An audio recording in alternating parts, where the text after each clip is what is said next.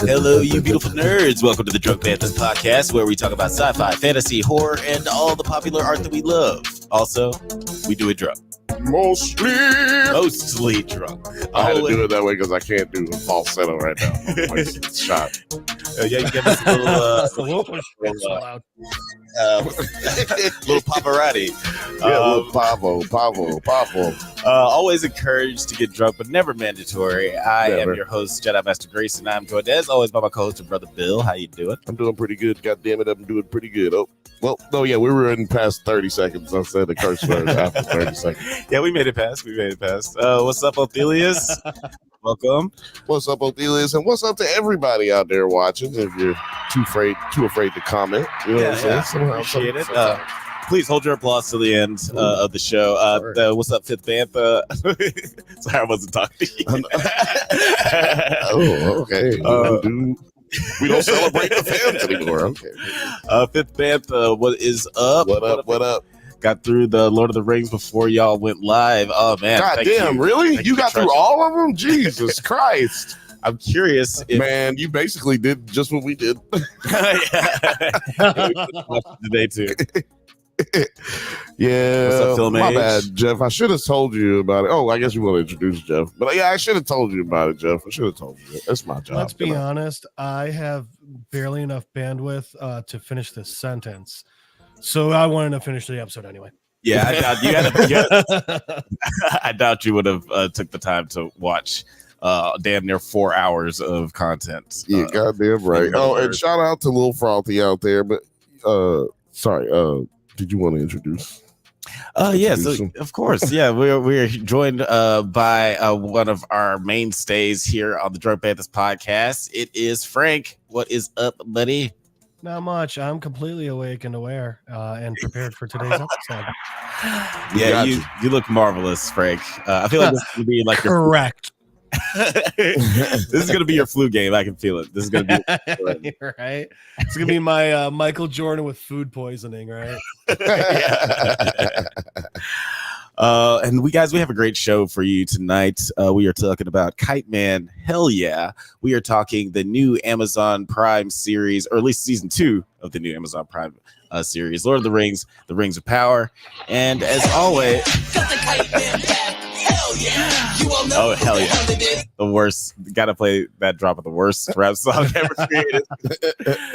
I don't even think it's official. I've never. It's official, I think. Can I just say, I think that what I'm hearing from Alex is we're gonna have a new category at the Drunkies this year. Ooh, that'd be interesting. Well, and you know, it's not an official, like you said, it's not an official song for the for the show. And maybe we can just put that in best pod moment. We can have a best pod moment. Yeah, they section. do the Sueys with Dan LeBatar show. Oh yeah. And we could do something like that. Sueys. We know Carte Blanche would have won like last year. Oh God, right? Or was that 2 years ago? Damn, time flies like an arrow. It was 2 years ago. Yeah, I'm very excited about talking about these. Let him express that reminded me. I was at a friend's wedding this weekend, and I was in the grooms. I was one of the groomsmen, so I had to be there like before for everything, right? Yeah. So I'm there when they're setting up, and I see a dude walk in and pull a real life Idol moment. Oh, what did he do?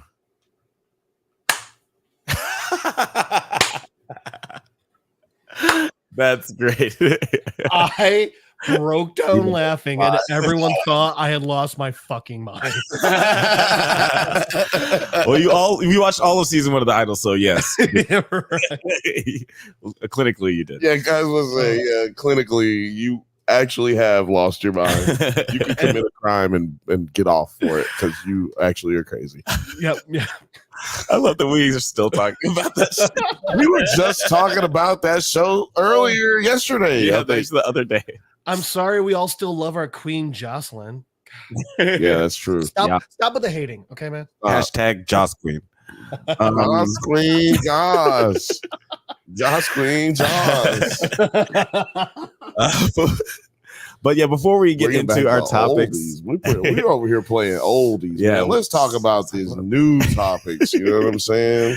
yeah, as much as it is as fun as it is going down memory lane, we got to get into this new-ish. I know what you're excited about. Hell yeah.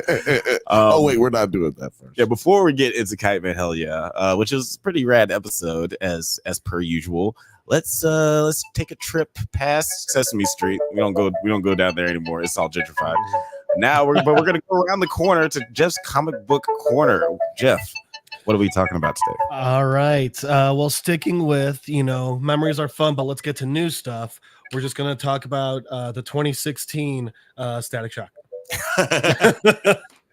Yeah, brand new shit. Yeah, brand new. Based off of the early 2000s cartoon. Although I should correct myself. This line is just Static, not Static Shock. All right. Yeah, okay. Yeah. Drop the shock. It's You know what? That makes it where we can play it. All right, we are now on to issue number 3.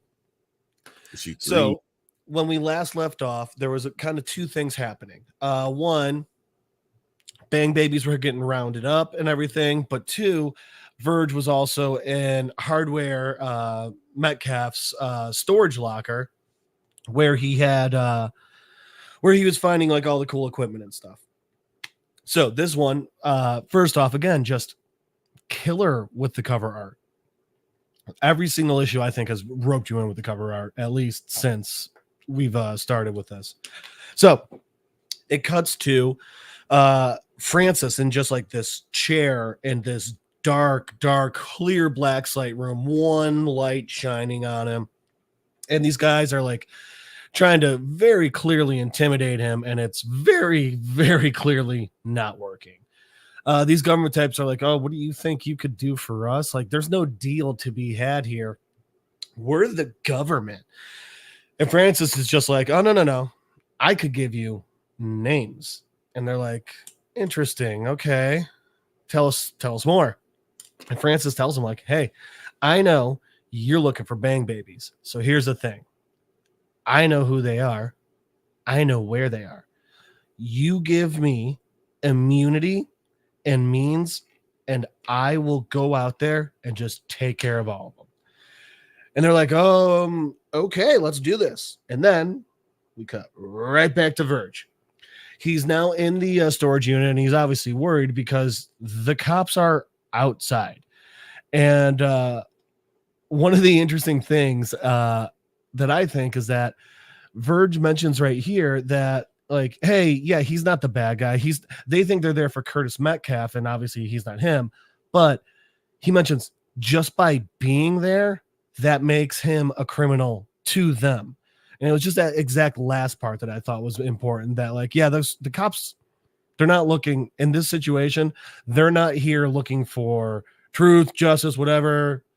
They're literally like, oh, anyone in there is our enemy. So anyway, Verge is obviously trying to figure out like, hey, what am I going to do? How am I going to get out of here? And then he, basically just looks around and sees all the extra stuff. He's like, oh, okay. And he pushes out like a mannequin with that's kind of dressed up, and he's got a little smoke screen going. And then all of a sudden the cops are just like, oh, he's got a weapon, start shooting. It's like, what? And it's crazy how quickly they like kind of just gloss over it. But it's literally, they just see a shape and they open fire. Yeah, right there. And it's like, I don't think that's how the law is supposed to go. Yeah, just weapons free. I could be wrong. That isn't, yeah. Box 2. But yeah. So luckily Verge was smart. He pushed out that mannequin, and then he starts going. And then literally the next second, like Verge is just running away with a bag on his back, and they just go, weapon. I see a weapon. He's got a weapon. And Verge just he says he's reaching for a weapon, and Verge just yells out, no, I'm not, and just keeps running. But because, well, the cops are the cops, they don't care, so they keep shooting. And then Virgil figures out, okay, some Magneto going on here. Because when the bullets come running at him, he's like terrified. He's like, I don't feel any. He's like, but then I didn't feel anything. And like he opens his eyes and he's like, oh, okay, I got like a little anti-bullet field. That's cool. So then he's like, all right, let's see what other metal I can move. So he just takes all their guns and just like whoops them. At which point the cops are like, he's got a magnet weapon. And it's like, good God. There's been big babies for weeks around town, and your immediate thought is magnet weapon, but okay. So Verge starts running, but then he gets cut off by a cop car, and he's like, I don't know what I'm going to do. How the hell am I going to get out of here? Blah, blah, blah, blah, blah. And then we get it. He steps on the manhole cover, and we get Static flying. Here. This is awesome. I just love it, right? It's so good. And it was always one of my favorite things about Static. I'll say this, the Injustice mobile game did a pretty cool version of Static as well, where instead of just like one manhole cover, it was like 6 little octagons about this big that he magneted together to form into his ride, but then could also use as weapons. That was a cool version too. Yeah. Okay. Yeah. So manhole thing. I'm like, yeah, right. Stop interrupting. It's okay. There's no voice left. I need the breaks. Anyway, we oh God. They had a pop punk block, and I didn't sing, but I did scream every single one of the songs. So we are back to the comic, and we see a news reporter just talking about like, oh, we got this going on with the Bang Babies. We got the gangs are popping up. Dude's calling himself Holocaust. And it cuts from there. It just backs out a little bit so that we see that it's actually Darius watching the news. And Darius being Darius is just sitting there like, that's bullshit, yelling at the screen. Basically like he's heckling an NFL player. It's fantastic. But then there's a knock on his door, and it's Daisy, who we only saw at the beginning of the last issue. So it cuts to Daisy and Darius talking. He's like, what's going on? Why are you here? And she tells him, like, I've been watching your podcast because podcasts save lives. And, and she goes, like, Monday has 8 p.m. Pacific time. She's like, so I know you know about the Bang Babies, and like, I'm hoping you can, help me with this. And like, she grabs one of his toys, and it does that. It disintegrates. And of course, his main issue, he's like, that was a collectible. Like, man, come on. Yeah, so inconsiderate. Right. I mean, I'm like, yeah, your life is over, and like if you touch people, they might die. But my toy, man. Anyway. So, and she's asking him for help. But like typical, it's a very X-Men moment here. The first X-Men movie where it's like, hey, I want you to take it away. And they're like, that's kind of not how it works. Yeah. And Darius tells her, he's like, I don't know anyway. I mean, if I did, it would have been the first thing I streamed, And he's like, but here's the thing. You have to be careful, because I know for a fact that the G-men are out there and they're collecting Bang Babies and they're just disappearing. So the most I can help you is just say, like, be careful, I guess. Yeah. Huh. So it's obviously just depressing, but I like depressing. It's more real. And like, all too often in comics, it's like I keep saying, one of the issues I have with comics is there's never an ending. So it doesn't feel real. There's no stakes. There's clearly stakes here. So anyway, we cut back to Hawkins' house, and Virgil gets back after his first flight. And, he's talking about his dad's already fixing up the house, and it's already looking much better. But he's like, I just don't feel like I can talk to him right now. So I'm just like, it just feels like, how is this all just kind of getting wiped away so fast? Yeah. He's commenting on how, like, it's awesome that his dad's already fixing up the house, but like, is it like everyone forgot about my bruises, my burns? Like, they're still here, So anyway, so then he goes, it cuts to him down in his basement, and he starts looking through his haul, because he didn't have time to figure stuff out. He literally grabbed a bag, shoved everything in it, hoped the cops were going to shoot the mannequin and not him, and got the fuck out. So he's going through it, and he's like, oh man, this is so cool. He's doing his, his sciencey stuff. He's like, awesome.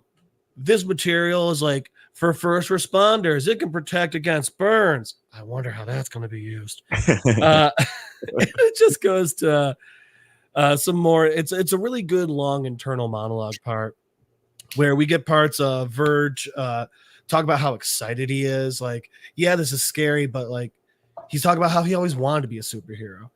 And this is the cool part.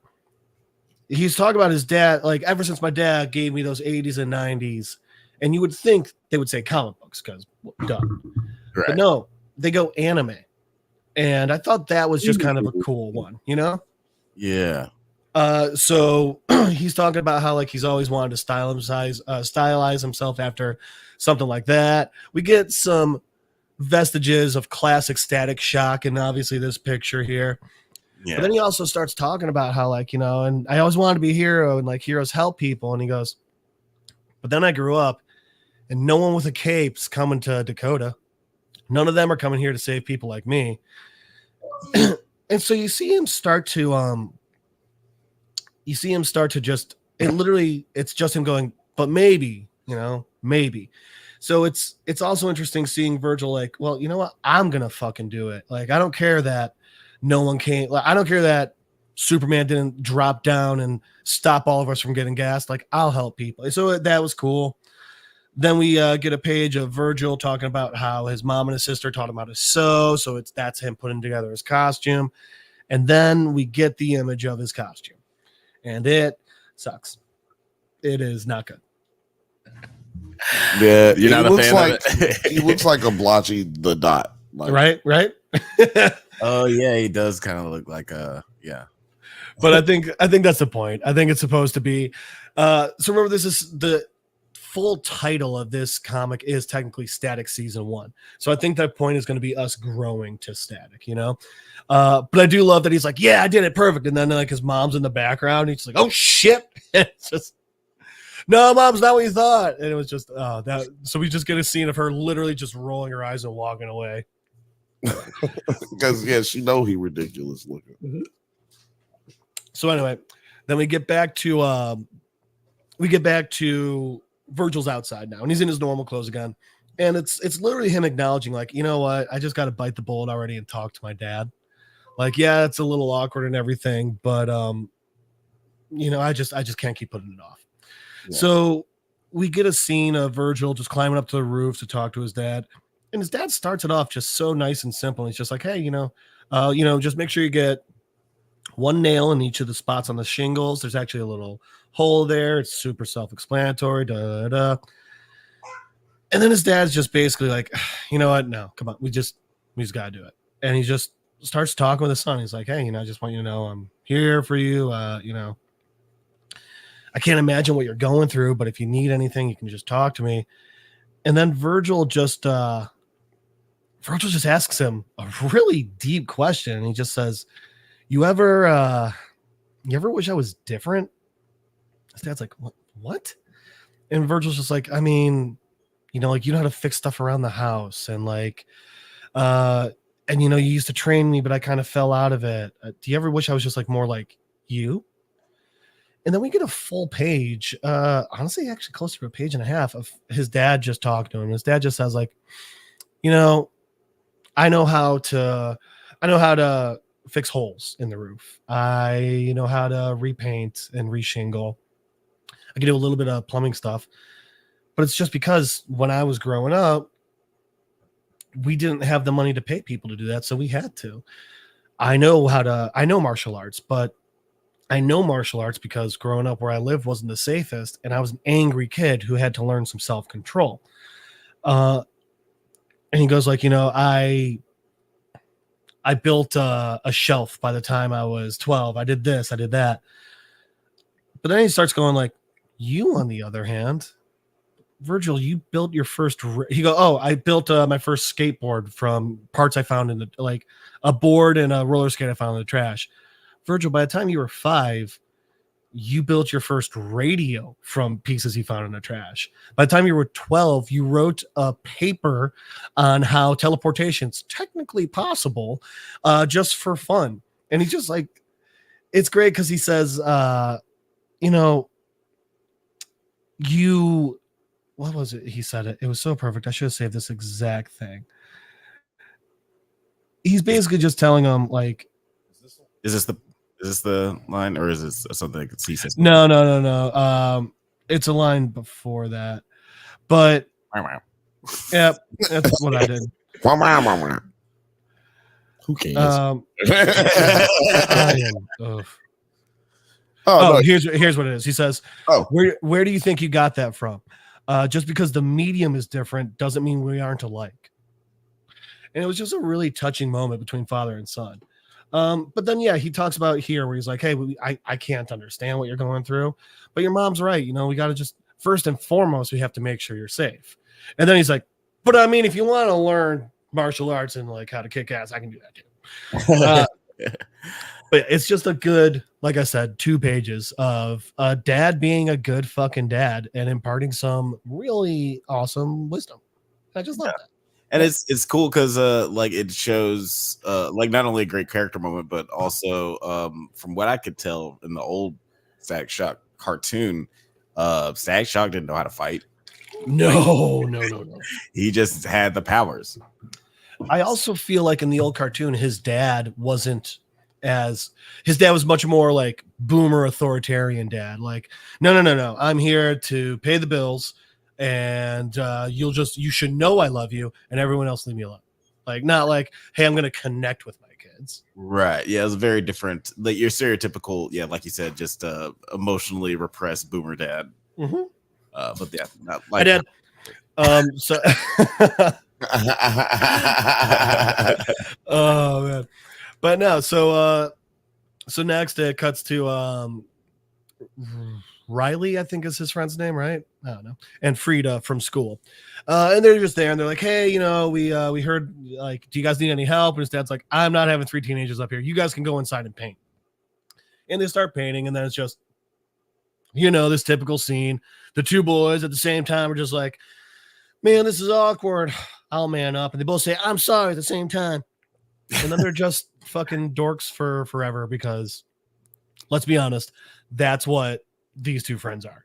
Yeah. Dorky as kids. A white kid is so dorky on the cartoon. He is, and it's just one of those like for no reason. Nah, he plays it well. He does indeed. Yeah. And we just get a couple more things. Just, you know, like, oh, hey, is Sharon cooking? Oh, I'm sticking around if Sharon's cooking, and just things like that. Virgil's like, oh man, you just want to date my sister, and he's like, everyone knows you're more my type, but I would never date a Hawkins. Subtly saying he's gay. And, yeah, saying he's gay, but he also doesn't have sex with black people. That's his biggest thing I got out of that. I don't know why. Right? And then last but not least, after they just joke around, and it's just more like, oh man, I didn't know how much I need my friends. It cuts to back to school, and we see this teacher just starting his class. Like, all right, everyone, blah blah blah, and we hear from the side like, excuse me, we need a minute. And it's revealed that some very obvious government types are there with Francis, and it's obviously alluding to we're rounding these children up. Luckily, Darius was a little late for class, so he was walking behind them, so he sees this. I think it's important to point out Othelius's last comment and just say, "Yup, that's correct, sir." Othelius's last comment. Side note: Sharon fine as hell. Othelius has eyes. So anyway, back to the comic. So anyway, so like I said, Darius sees them ahead of him, and thank God, because now he's able to hang back for a second. And then it cuts to Verge walking down the hall. He's like, I'm a little late. Luckily, teacher doesn't care. Blah blah blah blah. And then Darius just grabs him and pulls him in. He's like, dude, what the hell? And Darius like, dude, you shut the fuck up. And like, it takes a second, but luckily he's able to get Virgil to stop talking, because it's revealed that, these people came here. They've collected 2 kids, one of which was the basketball star that was pretending he was Static in the first issue. And the other is Daisy that we were seeing earlier. These 2 are being taken in. Their phones are already being taken away. And they're like, oh, we missed a few of them. And Francis is like, nah, no worries. I know where they live. And the issue ends with just Francis standing. Oh, yeah. And of course, no, it's Hot Streak. God, he's the worst. And it just ends with this image of him. This haircut seems kind of culture vulture-y. It's very white boy summer haircut. Yeah. He looks like he speaks patois sometimes. And he gets really drunk, he speaks patois. I like his haircut. I'm just jealous. Just a shout out. Look at that hairline. I don't, and I'm not. Just to shout out some comments in the chat. Athela says, kind of hoping DC picks this up and adopts it into a series. This is dope. And this other comments, shout outs to Jeff, aka Toby Blanco. Well, I got some good news. Just found my rap name. Wow. Yeah. Oh, that's exactly what I said. I was like, that's a new rap name. That's great. Also, we're gonna put the album out next year. It's coming out. Toby Blanco. Toby Blanco we could literally make money with that. We could just write Jeff some rhymes. And fucking we could have a ball with that. I'm just gonna throw out there my karaoke go-to 1 week by the Bare Naked Ladies. So I can go fast. I got it, guys. Yeah, we got you. The whitest thing I could have said. Right? I'm listening to Bare Naked Ladies, so I can rap. The only thing that I could have said that would have been whiter was like, man, guys, this potato salad's a little too spicy. No, if you'd have said you wanted to rap, like, if you'd have said all of this, that song, what's the song by Snowy? A little boom boom dance. Oh yeah. He said he know that one. I forgot. He said, look, that's my go-to karaoke. I'm like, oh my God. That is not only the whitest thing I've ever heard him say, but the most impressive thing I've ever heard him say as well at the same time. Yeah, I would be thoroughly impressed. One of my favorite comedians has a bit about, he said the whitest thing he's ever said before. He was in a castle in Scotland and he goes, can't believe this castle doesn't have Wi-Fi. He's like, oh, that's complaining about brand new white shit inside of really old white shit. I just made a honky turducken. Honky turducken. That sounds like a Christmas album. A country Christmas album. Toby Blanco's Christmas album. Right, yeah. That's your new country album. Oh my God. You got a country album, man. You got a rap name. Oh my God. You're like, guys, I'm excited for my first single. This gravy's a little spicy. This gravy's a little spicy. Just you on the single album, just like I don't know about this. Kirstyn, Noah, all of our graphic design friends, please get on this and make this happen. Shout out to Demetrius. Hi, how you doing? I want to see. Demetrius says I want to see episode 8, but it's far away. I'm assuming you're talking about episode 8 of Kite Man. Hell yeah. Hell yeah. But it's not that far. We will be talking about just a moment. But I do want to just say real quick. Well, first off, Jeff, is this the last issue of Static? Oh, I know we're taking a little break next week. We're taking a break next week, but so that was issue 3. I think we got 3 more for Static season 1. Cool, man. Yeah, thanks for Dimitri. Oh, sorry, Athelius says Toby Blanco sound like a Griselda. Yeah, Griselda rapper. I know we gonna get him signed to Griselda gang, man. We fix it, man. We finna look. Got the mixtape coming out in March. Got the mixtape coming out in March. I already got a Dookie chain that I'm looking at to get Jeff. It's coming in through Amazon. It's gonna cost me $26. So don't try to rob him when you see him with it on. Instead of a big flashy jewel, it should just be like a what's it called? When you rhinestone, it's just like a rhinestone turkey. Oh yeah. We'll get you a cubic zirconia turkey. I found a place that does that. Like they make fake jewelry, but it's like customized fake jewelry. That's funny. It's a little bit more expensive than $26, but it is it is amazing. It's almost as expensive as real jewelry. Yeah. In the chat, F Haley 4 says, "Okay, but for real, the world needs Tony Blanco's Xmas album." Absolutely. I think that's what the world deserves. Everybody knows. These people it's people who just came in here and they like, yo, did somebody say Tony Blanco get a Christmas album? Tony Blanco. I don't know who Toby Blanco is, but he's my new favorite rapper. I know I need him in my guys. I think we found the newest segment for Nerds at Night and Drunk Banthas, and that's Cooking with Tony Blanco. Yeah, cooking with Tony First Blanco. one, turducken. Oh my God. It's not culture vulture if black people are producing it. What was it in Atlanta? I'm your Justin Bieber. Oh no. No. When the white boy. Oh yeah. When they were just basically like The white boy avatar, right? Yeah, the white boy avatar. Yeah, get your Justin Timberlake to your Timberlands.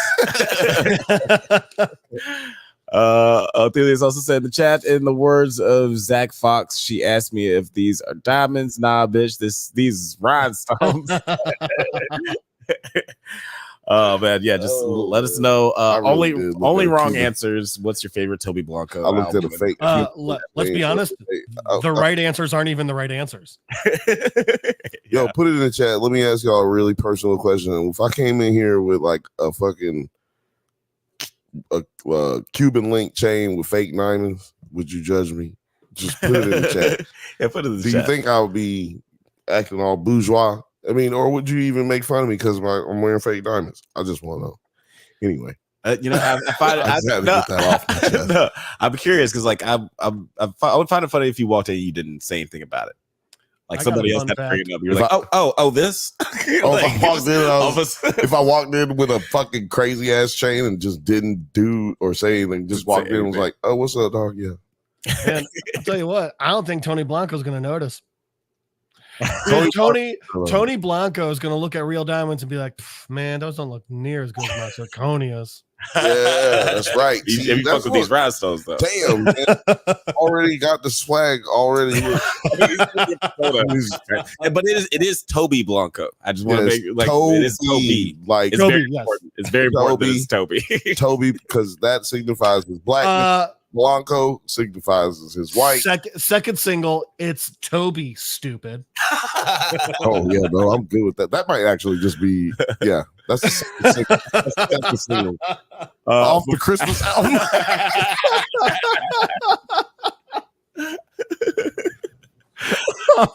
Oh man.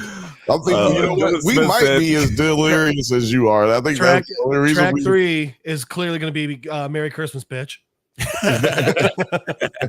Dylan Smith said in the chat, "Cooking Cuban Zirconian Turducken" by Toby Blanco. I'm gonna take everybody's names. We got to seriously copy all this. I need all of the lists of the titles, so make all of those the song names. Yeah, we need for these. The album. Yeah. Before we move on to the next subject, I do want to this new song. It's the new hit album. Tony Blanco. It's Tony Blanco, y'all. Just real quick, I know I've been saying that the Deadpool and Wolverine drunk review video is coming, and it's coming soon. Hard, all over the place. So keep an eye out for that. That will definitely be coming soon. Also going to be for our members only. Going to have a review of The Crow. Speaking of which, shout out to all the members, man. Yeah, shout out to all of our members. We appreciate you. You get to hear the Christmas album first. You get to hear it by Thanksgiving. That's right. And also going to be dropping a drunk review of I keep wanting to say Don't Blink, So I just keep calling it Don't Blink Twice. That's not what the movie is called. Sure isn't. You be saying don't blink, don't blink. Don't blink, don't blink. Oh, Bill Rimshot. Hey. So look out for a review of that film, and also for our members only, I'm gonna be dropping a review of the horror film Strange Darling. So keep an eye out. Is there a Does it? Yes, actually, next Monday we're gonna be dropping the Surf Ninjas episode of Does It Hold Up. So guys, keep an eye out for that as well. It's I think it's on repeat. No, I just hit it again. Oh, you just hit it again? It's on repeat. Oh, okay. I think I hit the button. But yeah, guys, look out for that sweet, juicy content. Hit the notification bell so you YouTube will remind you. Sometimes you can get lost in the sauce of YouTube content. But yeah, if you want to get stay up to date on what we're gonna be doing, check that out. Athelia said in the chat, Alex about to come on the next live with the diamond teaser. With the diamond tester, and Bill's Rolly gonna break like ace hooks. Oh man, look, man, I don't have a Rolly. It's a Timex. It's a Timex. Philip, but it's really nice looking Timex. Phil H says Jingle D's Blanco Bells. Yeah, that's Jingle D's Blanco Bells sounds amazing. What? Oh my god! What? That's pretty great. Oh my god! All wrong answers only. Do y'all know the name of these titles? Oh my god! These are amazing rap song titles. Jingle D's Blanco Balls. That's an amazing Christmas song. Blanco Bells. Oh, sorry, Blanco Bell. But it's implied. It's implied. It's implied. A wise woman once said, "It is known." It is known. But we're gonna move right along to our next topic of the night. We're talking about the Max series. That is the spinoff from the Harley Quinn series. Hell yeah. Kite Man, hell yeah. Hell yeah. You all know episode 8. Next up, we're going to be talking about Freaking Power. I don't know how much of that I can play. So I don't know what kind of copyrights they're going to go. I don't know what's up with that guy. I can't find it anywhere except YouTube. So it's cool. Pretty soon, we'll just play the Toby Blanco cover. Yeah, I'm ready for that. Toby Blanco Kite Man theme song coming Hell soon. Yeah. So yeah, just a quick note. This episode was dedicated to Lance Reddick, who died in March 2023, who played Lex Luthor on this show. It's crazy good actor. I was so shocked to hear his voice. Amazing. He passed last year, but it was pretty rad. On so many things. Yeah, that's some sad shit, man. Yeah, I didn't know that. I didn't bother to look up who that was when I saw it at the end, so I didn't realize. I didn't realize it was the dude who played Lex. Man, that's crazy. John Wick. He's the at the hotel. He's like the concierge.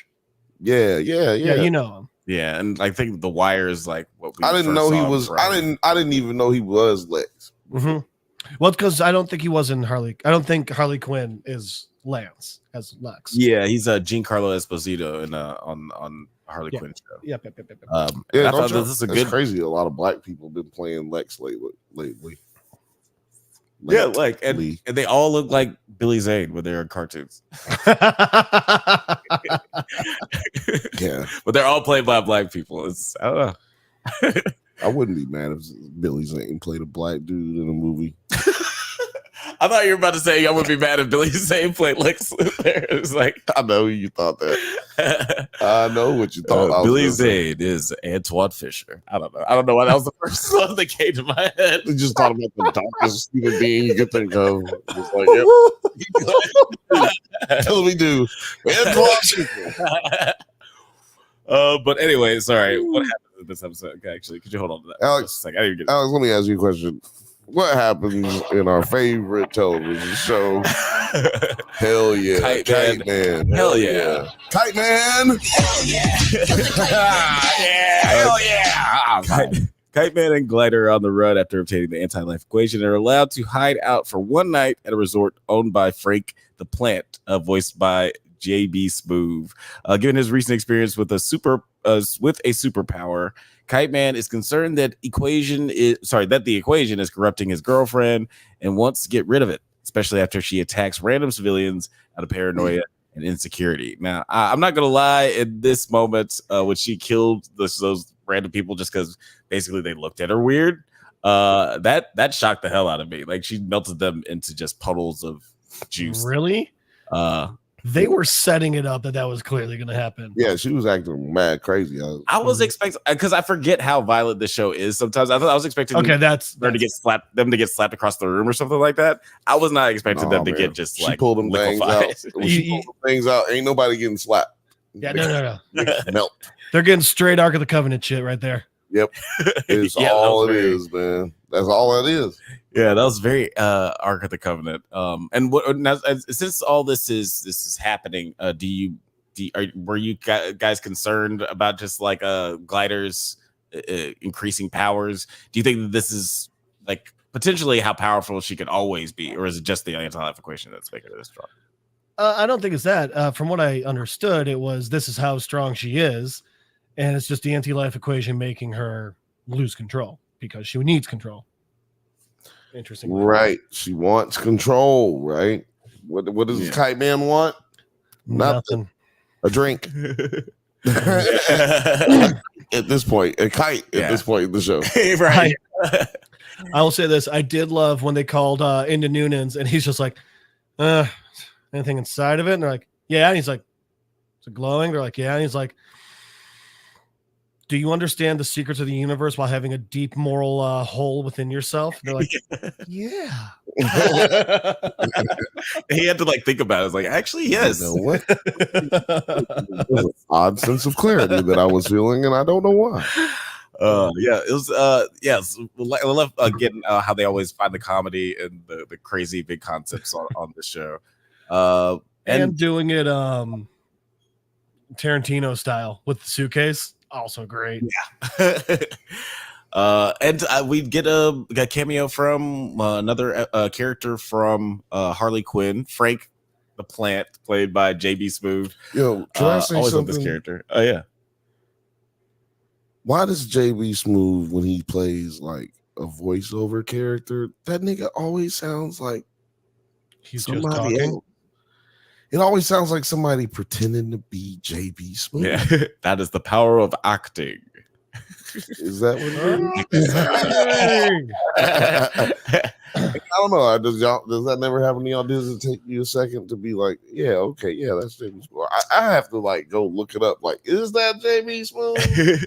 No, I know what you mean. Yeah, because he does like change his voice a little bit, or maybe just it sounds a little different, like recorded, than opposed to. It feels like his yelling voice, but not the yelling voice volume, you know, because it gets that like strained bit coming out almost. Yeah. Yeah.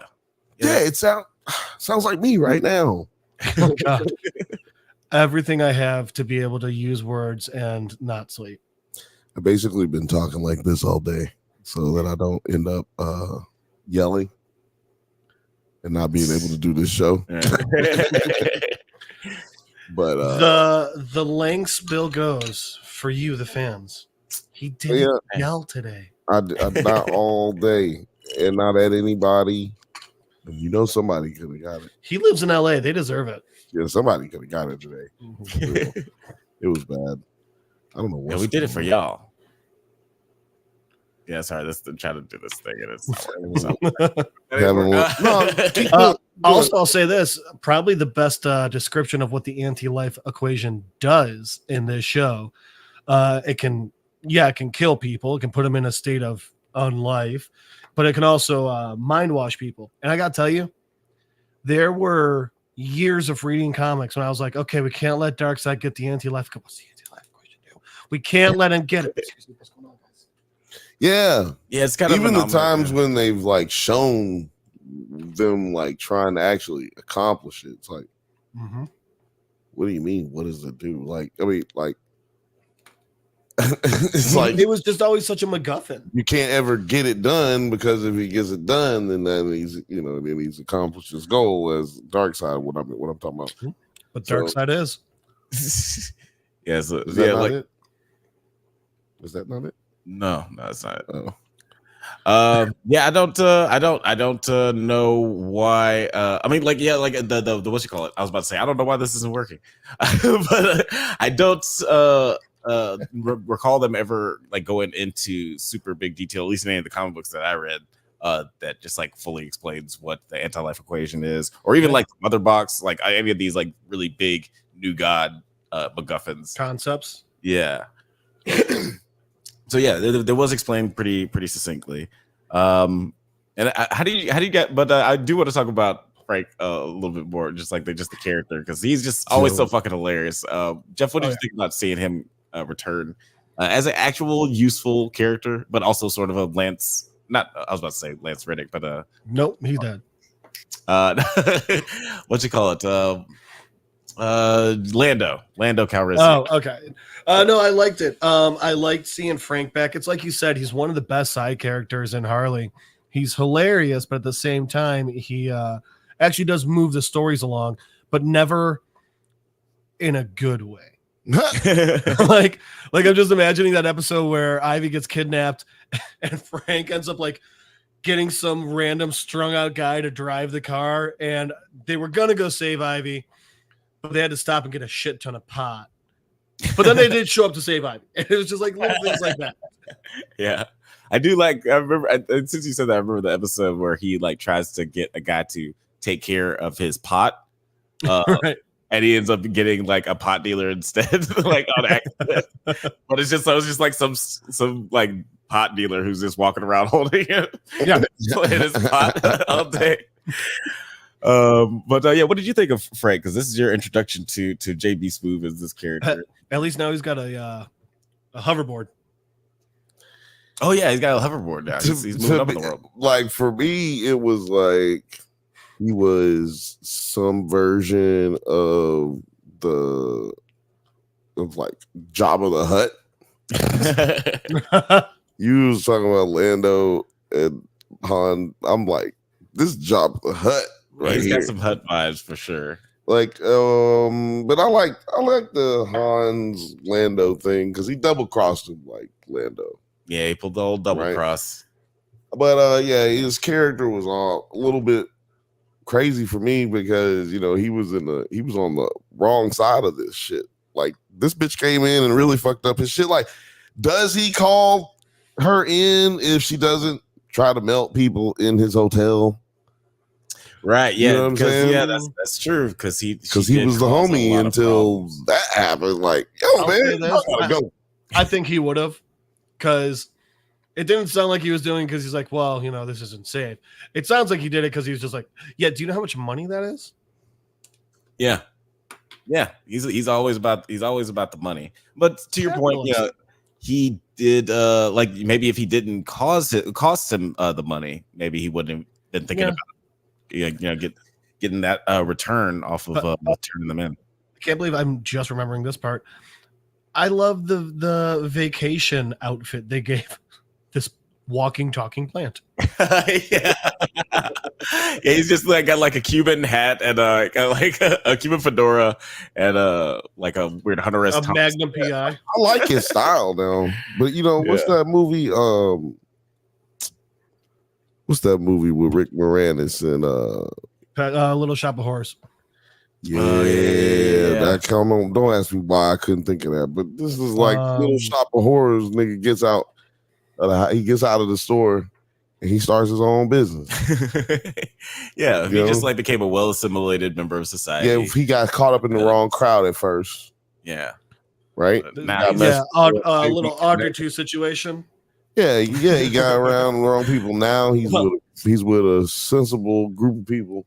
He got his finances together. He bought himself this wonderful hotel spa sex place, and now he's up. He's come up in the world. This is how I view this man. Yeah, or plant. This plant man. This plant Bill, it might be advantageous for you to know that in Harley Quinn, there is a joke where Ivy's like, I haven't seen the neighbor's kid in a while, have you? And Frank's like, no, I don't know what you're doing, and like coughs him out. And she's like, God damn it, Frank, his parents are gonna come looking. And Frank's like, I doubt it. Oh, man. God,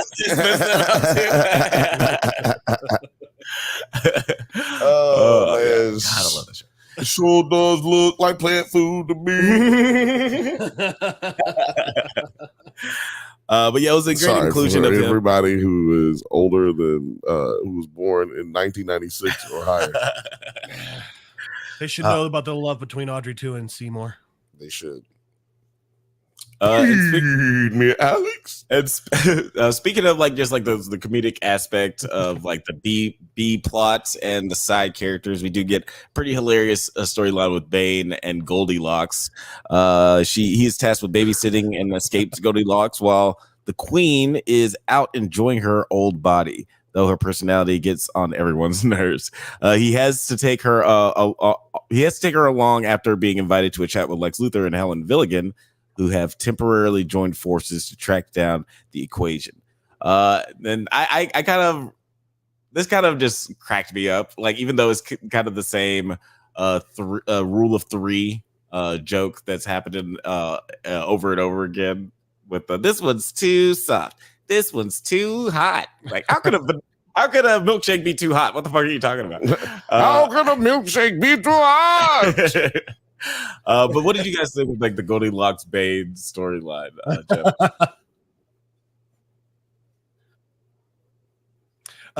So I think it was really well done, because in the beginning you're like, can someone, like, I know it's gonna be a weird thing to say, but can someone kill this little girl? I can't keep listening to this. But like, so then you feel what all the characters are feeling. So then when she's like, Mr. Bane, I think you're just right, it's like, oh, okay, Bane. Now it makes sense why you love her. So- Sorry, I was muted. You're good. Yeah, it just makes it funnier for me because I was muted trying to say something.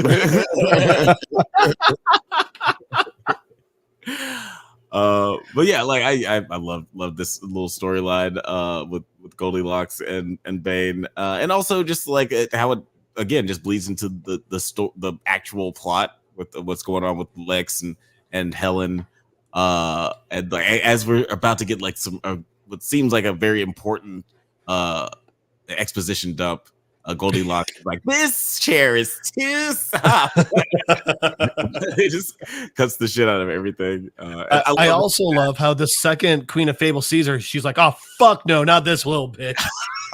Yeah, like, immediately. I have time for this today. Like, go ahead and get back in this book, because I ain't got time for you. Oh man.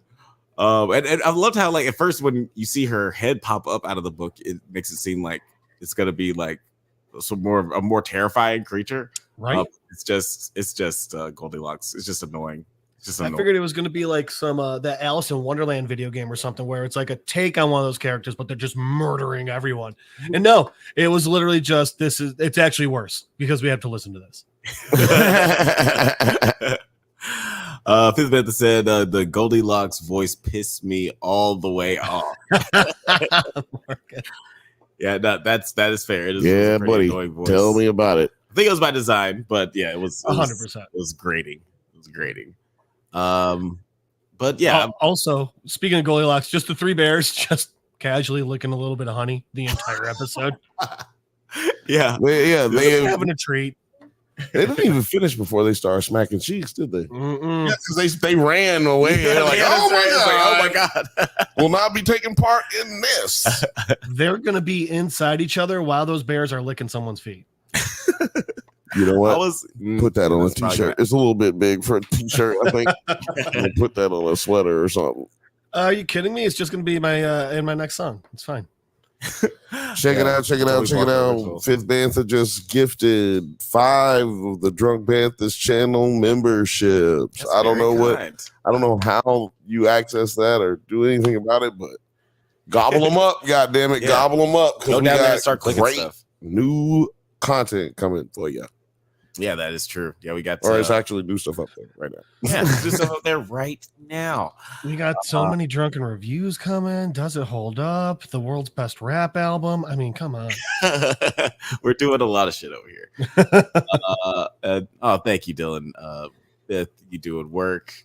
And Fifth says it's my job. Also, I low key love my chat homies, whether they chat or not. I just feel the love in the chat right now. As we always say, this is a safe space for nerd chat. Dylan Smith says everyone loves the Banthas. Everybody loves Banthas. You know what I'm saying? No, I'm joking. Thanks, y'all. For real. If you scroll through the Star Wars video comments, you'll see that is not true. Fuck with our opinions, but we love them all the same. What are you gonna do? What are you gonna do? But moving right along, what happens next in this episode? They figure out where the anti-life equation is. Right. Yes, Helen sends an army of robots to get the equation back. Though which smart way of dealing with the anti-life equation, by the way. How so? Can't control the minds of robots, and if there's enough of them there, Glider can't power out before Kite Man takes a bullet to the face. Yeah, that was right. That was very smart. You know, Helen, she's got a good head on her shoulders. A big robot head. Yeah, big robot head. And I love that she had a personalized one that was gold and had her face in it. Like that looked like all the other robot drones. But she got a flex. But Glider tosses the. I'm sorry, I gotta read this because this is killing me. It's not safe outside with Tony Blanco. His Nerf battles are real. It's going from Toby to Tony. This nigga Tony Blanco. Tony Blanco. I would love, Tony. What if Tony's his middle name? Tony Blanco. Yeah, Tony Blanco. We're just making it wider and wider. Yeah, man, I love it. Tony Blanco. Oh, I love it. TTB. He got ops. He got ops. But yeah, at Kite Man's insistence, Glider tosses the anti-life equation into a nuclear plant, destroying the robots as well as the resort and restoring Glider's personality. But ultimately, the equation remains intact even after the explosion. Now, we only have 2 more episodes left, and it seems like the anti-life equation has been placed at the front and center of the main, as the main plot device for the rest of the season. Do you guys have any predictions of where it might happen, or more importantly, do you think we're gonna get a fun more cameos from cool characters like Superman, Batman, Wonder Woman? That's my answer. Maybe Big Barda. No, I don't think we're getting any cameo. No, I think we'll get Darkseid again. Which if they brings that chorus, I'll just be fucking happy. Okay. Big Barda is a good suggestion because I'll say this: out of all the new gods, just one of my favorite DC heroes in general. I love Mr. Miracle, so that'd be dope if we got to see him too. Yeah, I would love to see that. Kind of doubt it, but I'd still like to. Yeah. He's just has been weird for me. Yeah, go ahead, Jeff. It's just such an interesting power. He can escape from anything. That's it. Such an interesting. Yeah, it's but why would you try to trap him then? Just kill him. He's just he has. So that's an interesting one because a couple of years ago there was a 12-part Mr. Miracle run that starts with a failed suicide attempt because he escaped it. Was that the one that Tim King wrote? Yes, and it was amazing. I've heard he can't even kill himself. God damn. Yeah. Oh man, he escaped from everything, man. He can't even escape life. Ooh. So he might. So damn, he can't die.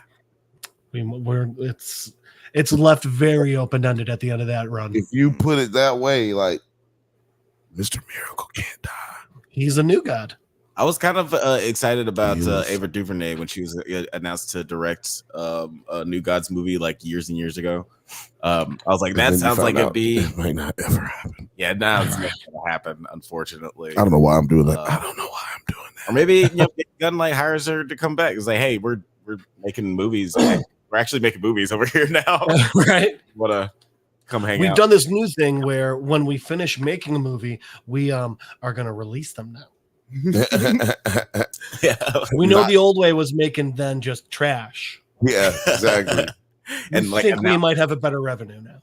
Like I remember like they would them announcing like, Adam McKay is directing the Nightwing movie. I was like, that will never happen. Like that's never gonna come out. I don't understand. I would never give somebody money to make a movie and then it never come out. I don't care. Right, thank you. You still get Batgirl 90% done.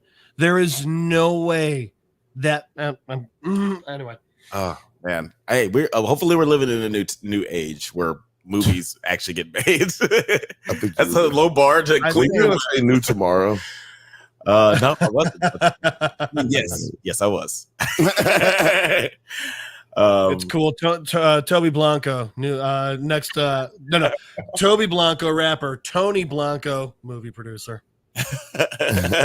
Tony Blanco can fight Toby Blanco, and I'll be here for the Bantha commentary. Dylan, put it on the scorecard. Put it on the card. We'll get a fight going, but it's gonna be hard because we'll have to pre-record Tony Blanco getting ready to fight Toby Blanco. We'll have to pre-record the punches. Yeah, this is going to be this is going to be the most heavily produced episode of the Drunk Banthas podcast for a bit. The Blanco brothers. The Blanco brothers. I'm looking forward to this album. But yeah, did you say like whether you had any like idea like or any cameos you would like to see pop up to solve this anti-life equation calamity? Any of our big DC heroes? Man, it have to be somebody without powers, right? You know what I'm saying? Like, that'd be cool. Well, no, technically, it just has to be someone who wants nothing. Right. Maybe Dick Grayson. That's a nigga who won't know. He's kind of a bitch in the Harley Quinn side. I hadn't even seen. I seen one episode with Dick Grayson, I think, but it was like a few minutes. Yeah, he wasn't. I don't think he was in it very much. That well, he don't want nothing, does he? Does he want stuff? Seem like he wants anything except like he wants to be Batman. Approval. Yeah, he wants Batman. Well, he's Batman basically. He was Batman once. It was actually a good run and gave us one of the best Batman villains. I think it was an amazing run. You're absolutely right. There's some people who don't like that run, but I hate Jesus Christ and they hate America. I'll tell you what. Jim Gordon Jr. is hands down one of the best villains in DC. Yeah, actually, hot take. But hold on.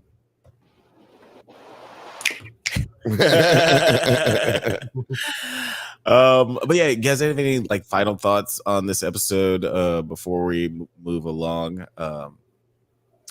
Frank, I'll let you. Is there anything that you're excited to see in these last two episodes? I haven't watched a trailer or anything. Is there something that? Oh, I don't know. I never watched the trailers. The only thing I know is just the names of them from IMDb. Okay. The next one is To Get to the Other Side. Hell yeah! And the last one is Impossible Schemes. Hell yeah! Oh, so there are 10. Yeah, and I'm not gonna lie. Both of those hell yeahs. Hell yeah! I'm so tired after that. It was too much, guys. I exerted myself. You know what? I was just about to say, you know what? We're gonna go ahead and let you go before we move into our next. All right. You didn't watch. You didn't go to Middle Earth this weekend, but you went. You had your own little adventure. So we'll Michigan. Close. Middle America, not middle of America, not middle of Earth. I like it. Isn't America Earth? Tomato. Yeah. Ooh, you just wrinkled my brain, man. All right, bro. All right, guys. Always good. I'll be seeing you in 2. Yes, sir. See you in 2. All right. Give it up for him. Give it up for him. We'll move right along to Lord of the Rings, the Rings of Power, the new. I keep saying the new Amazon Prime TV series, but it's not new. This is the second season. And actually, we did cover the first season back last year. Way on back in the Wayback Machine. It was a while ago, and it had the unfortunately like playing at the same time as House of the Dragon. So comparing it to another Shields and Swords show, Try saying that 3 times fast. Shields and swords, shields and swords, shields and swords. Also had shields like and other swords. shows like Andor that was out at the time that was just like really great. So it was it had some steep competition. And it was not a strong show, and especially compared to House of the Dragon. But we had shows like Halo that had a great second season compared to its first season. What? Not shows. Well, just that we one. have Halo. We had that one. We have nothing to show that this is what's going to happen in this series, but we're going to try, right? We're giving it a college try. Optimistic. But yeah, like, what did you think? Like, just, initial thoughts on these first 3 episodes. Did you feel like it is better or worse than the first season so far? Well, I'll say this. Our show has gotten better since the last season. That is true. We look better. The camera looks better. Curious. Click on a random episode. The boss N-word right here. Yeah, this is terrible. This looks bad. Look at it. Look at it. We've gotten much better. I wasn't even there. Yeah, like, I don't know what was happening there at the beginning. Oh, it was Penny. That was what it was. PDP. But yeah, like so this show sucked last year. I think that's what I remember, is that this wasn't good. Like, we kept feeling like there should be things that are going to happen. Like, okay, they're going this way, so okay, this could happen. And then they never go the way we thought they were going to go. And then we just really didn't like it. Yeah. But I think what this season has done is, at least in the first episode, well, first of all, I'll ask you this. Which one was your favorite episode out of these 3? Out of these 3, I would say episode 1 was my favorite. And that's what I was going to say. Episode 1 was clearly the best episode. Yeah.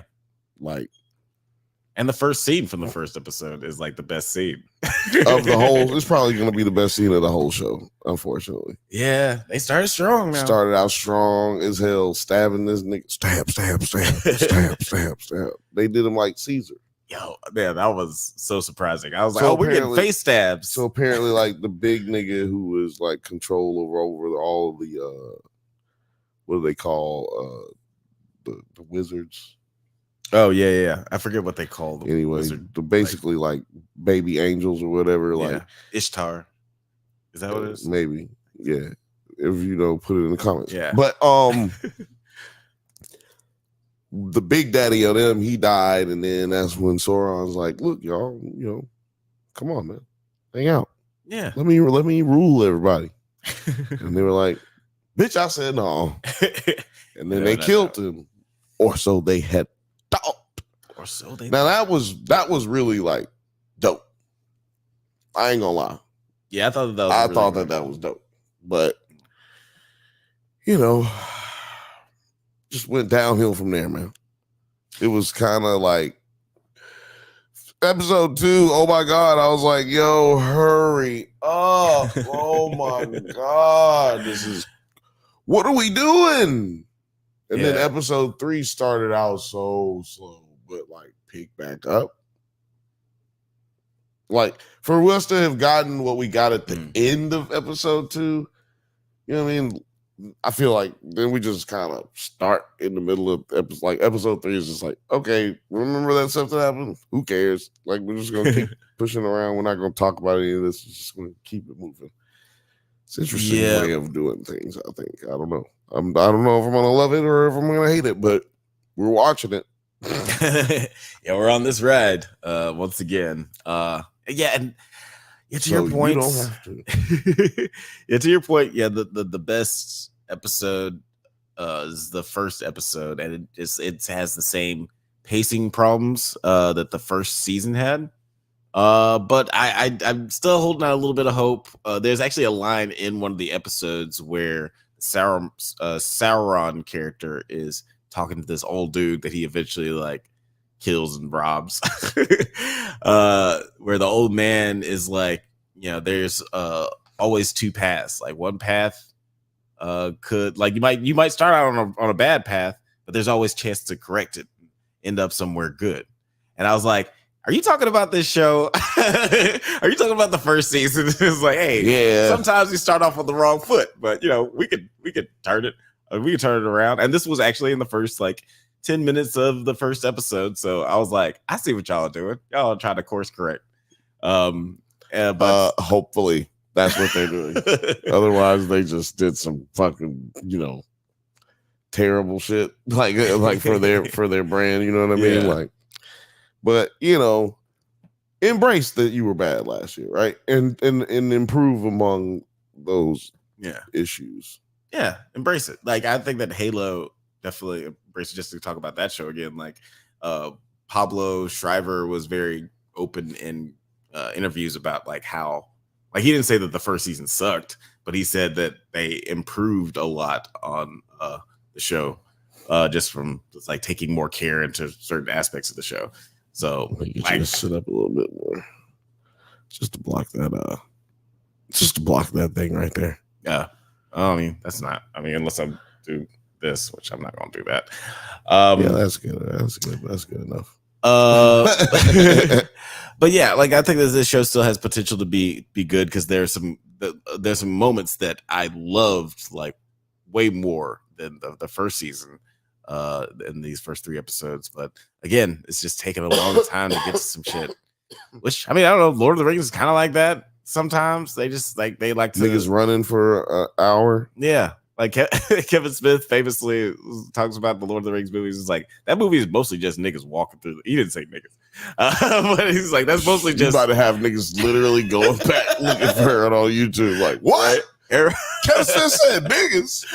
What did he say this? Trying to tweet that shit and get famous. I'm trying to find it first. Wait, my fucking page go viral. Fuck y'all. I'm gonna cancel Kevin Smith. This is the day I've been waiting for. I'm going to finally cancel a celebrity. I have a mission. I've been waiting for you, Kevin Smith. I've been waiting my whole life. I'm sorry. I'm gonna stop saying creepy stuff into the microphone. Sorry, Kev. We love you. I'm sorry to the people, not Kevin. But love you, this show has a lot of potential to be great. And I do want to talk about some of the things that I do really like about the show. Well, it's good because we got a long time before the show ends, so quite a while. The production design and makeup and everything continues to be fucking superb. I love seeing orcs, live action orcs with the makeup and just all the grit and grime. We just have these cockney, gross, orcs walking through. I wonder if cockney people feel disrespected that they the only ones that are orcs. Yeah, and the rest of the people are have some tasteful. I don't want to be disrespectful. Right. They sound more proper. Right. No, yeah, I know what you mean. There's definitely a geographical stamp to a lot of the characters, dwarfs or Scottish. It seems like the elves are just your standard RP British, very proper British people, and yeah, we got the orcs who are just considered the lowest members of society. I think it's fair to say that. And they all got the Cockney accents. Chicken. They all sound like they all sound like they're gonna sell me shepherd's pie. Is that a thing? Fish and chips. Fish and chips. Is shepherd's pie British? Yeah, that's British, right? British. Leave it in the comments if you have any British friends, and also let us know if we're offending. If you're British, let us know if we've offended you greatly. Oh wait, Talking Turds in the fucking chat. Shout out to Talking Turd. Shout out to Talking Turd. First of all, shout out to Talking Turd, our last winner. We're gonna get you your stuff sent out. It's a holiday here in the US, so yeah, can't send out anything on a Monday or on a holiday in the US. So yeah, we're gonna get you your stuff. Oh, I forgot to tell you, he didn't want the comic books, so we still have comic books. That's totally fine to give away. Still trying to get rid of these comic books. Exactly. So we still got the comic books to give away. So don't miss another episode. If you have missed one, don't miss another one, nigga. Make sure you're here so you get your free shit. We give away t-shirts and hoodies and sweatbands, so much and more. comic books. So yeah, the next giveaway will be like in like 3 weeks. So yeah, look out. Yeah, keep an eye out. Maybe it's 2 weeks. I don't know. It depends on what my bank account look like. And like we'll just kind of just generally talk about these three episodes. There's a lot of there's a lot that happens over plot wise throughout these episodes. But I kind of want to talk about one of the biggest controversies of the first season.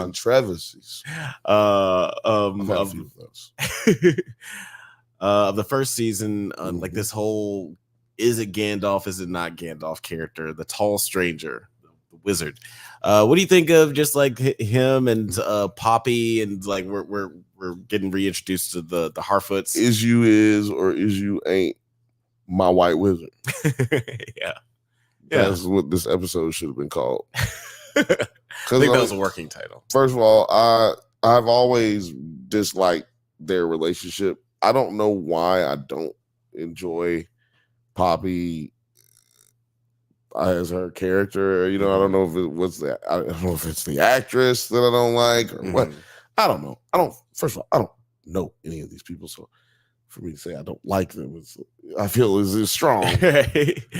But it's fair to say that you don't like their performance or their character. It's hard for me to even watch it sometimes.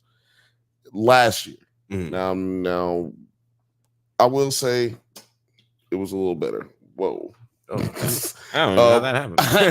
I will say that it was a little bit better. Okay. So you're digging a little bit more. You know why?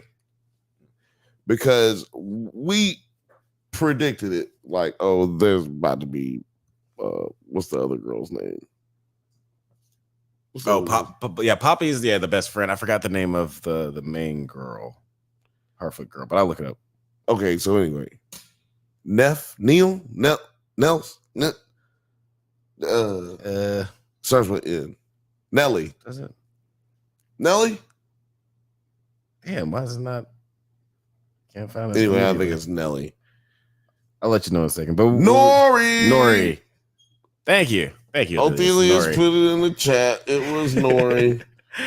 Come on, where are the rest of y'all at, man? Help me out. No, but yeah, I just feel like the things they were doing with Nori and Poppy, I was like, Poppy, she is going to pop up. Watch. Yeah, Poppy popping up. Because she's the Sam, right? She's her Sam. Yeah, and I was kind of surprised because at the end of the first season, I was surprised that she didn't die, because they were really setting up that she was like all alone. She didn't really have anything to live for or whatever, because her whole family died. So when they were kind of setting that up, and they were like setting up a lot of stakes at the end, obviously a lot of Harfoots were getting killed. Surprised that she wasn't one of the ones who bit the dust. So then when she didn't join them when they left, I was like, well, what the fuck is she doing? Like, she goes hang back all alone now that her best friend's gone? That's what I'm saying, man. Like, it didn't make sense. And then, so that's what made me, ultimately decide, like, I don't like y'all. I don't like y'all. Yeah. So they made up for that in a few scenes, like basically a few scenes of first introduction. Like, okay, we're not gonna drag it out for a couple of episodes. Who's following them? And it's Poppy. Yeah. You know what I'm saying? Like, we're not gonna see that in episode 3, which is what they would have did last season. Right. It's Poppy. And then really nothing happens. Right. Yeah. Oh, see, Othela said, I think. Let me tell you something. You was absolutely right. Absolutely right. Yeah. Say it with confidence. Trying to read these other comments. Oh, sorry. Trying to pull up stuff. Yeah, you good. Dylan Smith says, I find the Hobbits to be more interesting than the last season. And I personally, I did like them in the first season. You did? Yeah, I liked their. Get out! I thought that get up. Leave.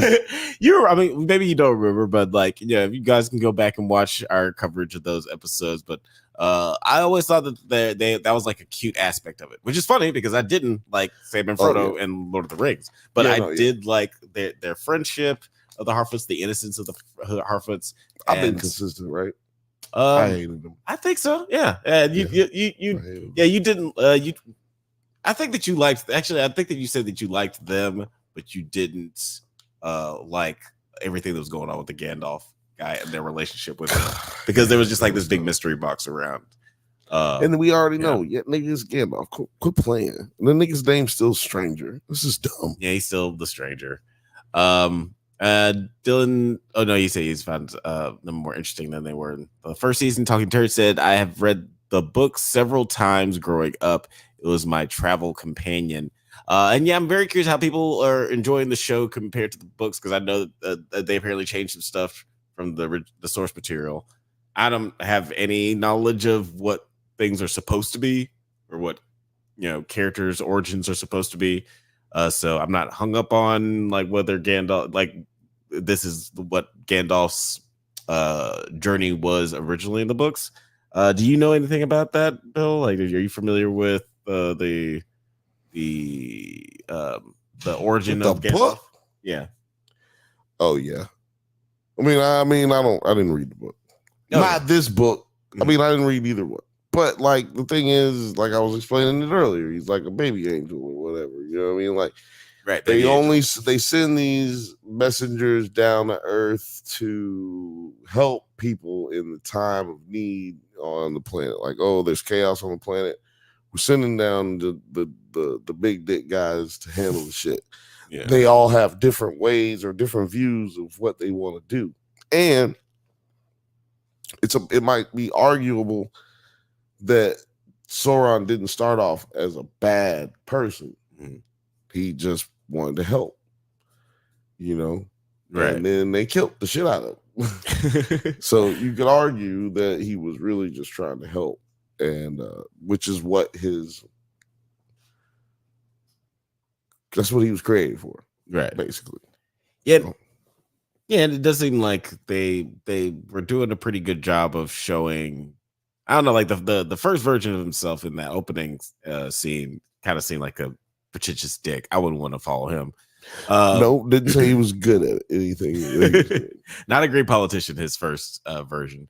But I do see how they're trying to make the audience empathize with this new reincarnation of Sauron. I'm not sold on his makeover though. I'm not. How do you feeling about blonde Sauron? You talking about episode 3? Yeah. I mean episode 2 and episode 3. Yeah. How are you feeling about his new fit? Pull that shit up. I'm not sold on it. Here we go. Pull that shit up. Man, let me tell you something about this right here. How you feel about this? I was pissed because okay. You know what? I guess the reason I get mad at this whole show, and the reason I was mad about this, is because people are stupid. This whole show, everybody's just playing real fucking dumb, bro. Like, this guy hasn't been an elf your whole time. You look at how old you are as an elf, and you think this is an elf? Okay, let's just say you think he took the form of an elf, which he didn't, because he said, I'm now seeing you in your true form. Let me bow to you, all that shit. Right. But let's just say he did. Well, wouldn't you have heard of this nigga at some point? You one of the oldest, wisest motherfucking elves, but you ain't never heard of him before. Right. Okay. And he's even like expresses that he's like an elvish being. Like he basically says like, oh, I will sit by like the universe to make things good. like he gives him a very vague description of like why he's there. But all he already did was tell that one nigga he already got his ass hyped because he was like, they don't really give a fuck about you. Yeah, it's a very cunning plan he has. Cunning? Here. Like, well, I mean, these people are stupid. Yeah, I was about to say, at least they're very stupid. They're susceptible, I guess is a better description. Yeah, it's like cunning. Like, you got the I don't know, man. These dudes are like mice, and the other guys are hawks. It's like or cats. Yeah. Like Sauron's playing from a vantage point way high up and just pawing at niggas. Yeah, it's like shooting fish in the barrel. Let's get into the chat a little bit. What was his name? Cleadriel? Yeah, damn. Man, every time they say his name, Cleadriel, like that's a name right anyway, there. that nigga, No, yeah, I know who you're talking about. That nigga has never been lied to in his life. Yeah, he was the guy who forged. I decided he's never been lied to in his life.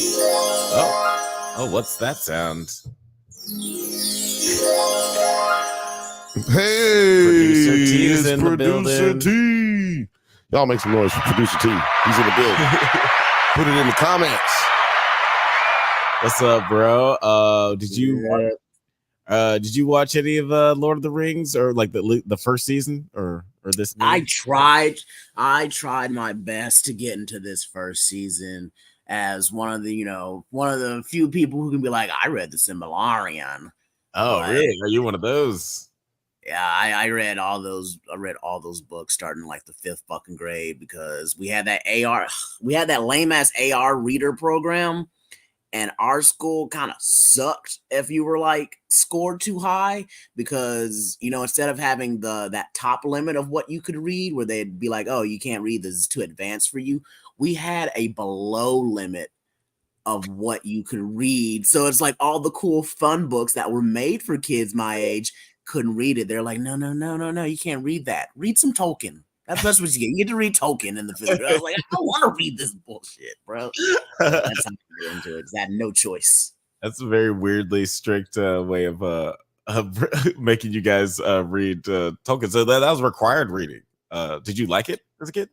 It wasn't like required reading, but it was just like those types of books were like at the level of what they would allow me to read and nothing below that. So it's like right. All those kid books, like I can't even think of any because I didn't get to fucking read any books that came out around in the like late 90s. I couldn't read them, so I don't know them. The Whipping Boy? No, I read Animal Farm. Oh yeah, Animal Farm. Yeah, that's another famous one that they make high schoolers read. In the 5th fucking grade, bro, not high school. That's what I got to read in the 5th grade because I couldn't read anything below that. Fahrenheit 451. I read all of those shits when I was little. Damn. Yeah, I thankfully never had to. I read Harry Potter. In the 5th grade. I went to a Catholic school, so Harry Potter kind of like we weren't like crazy like banning stuff. Like they tried to ban Pokemon cards, but that didn't work. But like Harry Potter was kind of like, we're not gonna carry that book, but if you buy it and bring it, you can read it. But we ain't fucking with no witches like that. So you're sorry, do you want to bring up some of the chats if you were gonna ask before you ask any questions? Yeah. Let's get into the chat because it's getting active. Thelia said nobody with a stare that intense can have pure intention. That's a villainous stare. Yeah, that's like a Bryan Singer stare. That's very intense character. The Saruman, blonde Saruman. That stare right there. Yeah. There's nothing good about that. That's not a good guy stare. It's not. I'm about to turn evil all the way. Film Age says they're arrogant, though. That's what the story is telling. The elves are about to leave the most powerful allies in a war, so they need to use the rings.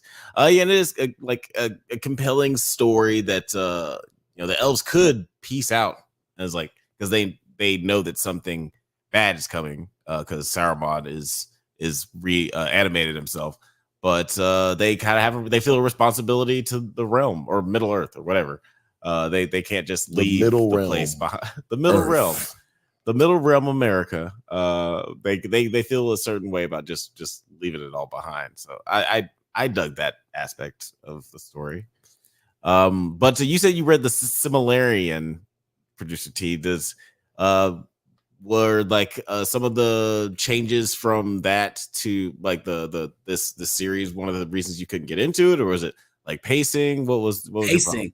It was just the pacing, bro. I was just like, oh my god, this is kind of slow, even from a book's perspective. Like as TV, you know they're gonna like cut some things and make it faster, but that's like the problem with the Slimmer. It's so thick, and it's just like, oh, you could cut this fucking book down, bro. Like, what are you doing?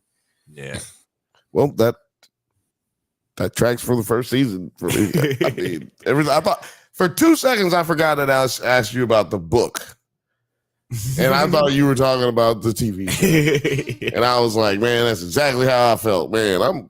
But no, that's how I felt about the show too. Why I couldn't I was just like, this is slow shit. Man, yeah. It's like, and mostly because it's like, I know all these characters. Hurry up and get to the good stuff, please. I want to see the action that you have. No, there's I want more because I want more about the rings themselves.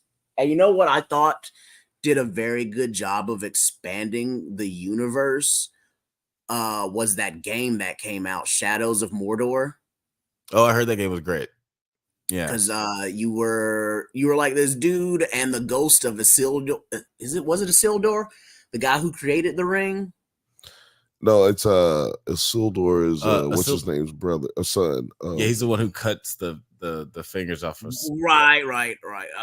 What was the name of the dude? Guy over here in the right. Sauron didn't really he didn't physically craft the ring. He made magic, but he had another dude with him that actually was it's Celebrimbor. Celebrimbor, yeah. Othelius nailed it. Yeah. Celebrimbor. So you got to learn about Celebrimbor and this whole other new character, and it made everything because you're kind of what the fuck were they doing in Mordor this whole fucking time? Isn't that a whole ass country? How do you just have one battle and defeat them? There's a whole country out here and stuff going on. So it kind of you see this character, and it's before the big battle started, he was just killing off all these top orcs and commanders and all kinds of stuff, and he was really fucking up shit. Because you know how you had the mouth of Sauron, you saw that dude. Well, there was other body parts of Sauron that existed that were his champions, and this dude came and murked them all. So he's oh, that's kind of how they won so easily, because they had this dude murking people in the background. So are there the butt cheeks of Sauron in the book? That's what I want to know. There are butt cheeks of Sauron. There's somebody similar to that, but yeah, they had the hammer of Mordor, the Sauron, the booty of Sauron, dick of Sauron. That dude was hard to fight. Sauron sound like shaft of Sauron. Sauron sound like a hibachi grill. Yeah. It says now I'm hungry. Yeah, me too. Sorry I did that. And I was kind of thinking that this guy in the middle was Saruman at first, because he kind of was giving me some Saruman vibes, but I don't think they said his name. He's the Black Wizard. He's the Black Wizard. That's what I got so far. Yeah. Okay. I think it was in the caption. Okay. Excuse me. Sorry. Yeah, they like to put some mystery behind who these people could be. I mean, some other people obviously Isildur and Celebrimbor. I feel like the girl who plays Galadriel, she's the only person who has perfect pronunciation for all of these names. Every time she says it, I was oh, you sound like you grew up in Middle Earth. Everybody else sounds the king sound like he can't even speak Elvish. Yeah, his Elvish is always a little. Let's get off. back to what the classics of hating on this show was back 2 years ago. Yeah, man, it was a struggle. But when they kill Sauron, the ice explosion takes place. Oh yeah. And then that's when we realize, oh, this is exactly where Galadriel found the mark of Sauron, and that's what brought her to him constantly. And it just shows you that even from the beginning, he was calling to her. Ooh, yeah, But anyway, I heard you calling me. Yeah. No. And I thought, again, the first 15 minutes or whatever of the first episode, the second season, was super strong and really tied together with the best parts of the first season. And also this sort of cleaned up some of the worst parts of the first season, because it seemed like they were saying up front, it's like, okay, we realized that the pacing was the biggest problem in the first season. We're giving you like what you want to see. We're giving you straight up. We're having this super violent, awesome action scene with some dramatic implications right off the top. And then see you in 4 episodes. Yeah, it's like now we're gonna slow things way down for the next 2 episodes. It was a little bit disappointing. One of the action scenes that we get, we don't even see it. We run away from it as an audience. Like, it takes us away from it when old buddy went there with with the Sildor to get his horse. Oh yeah, right. Yeah. He goes with Bastard.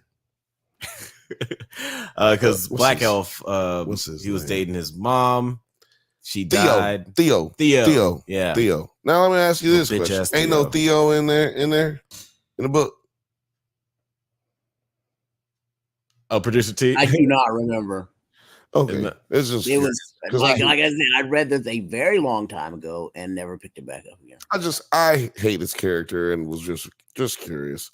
another person that I'm like, yo, do we need him? Can we get rid of him? Yeah, like I don't want to get rid of nobody's job, especially brown people. But yeah, brown actors. # brown actors. If he's needed going forward, then let's keep him. But if he's not, can he die too? And we burn his body, and then we go on to the next thing. Yeah, he's a bit boring for me, a bit stale. He is a little bit of a boring character, or at least I think it might be the character's or the actor's performance. Honestly, that's bothered me, because the implications of his character is pretty interesting.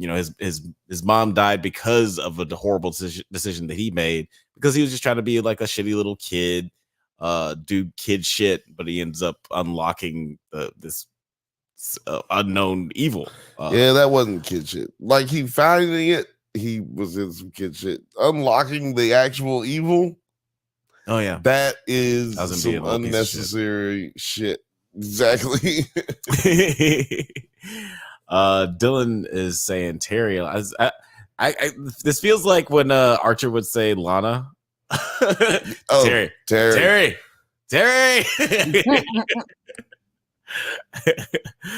No, it matches. Oh no, it matches Toby. Okay.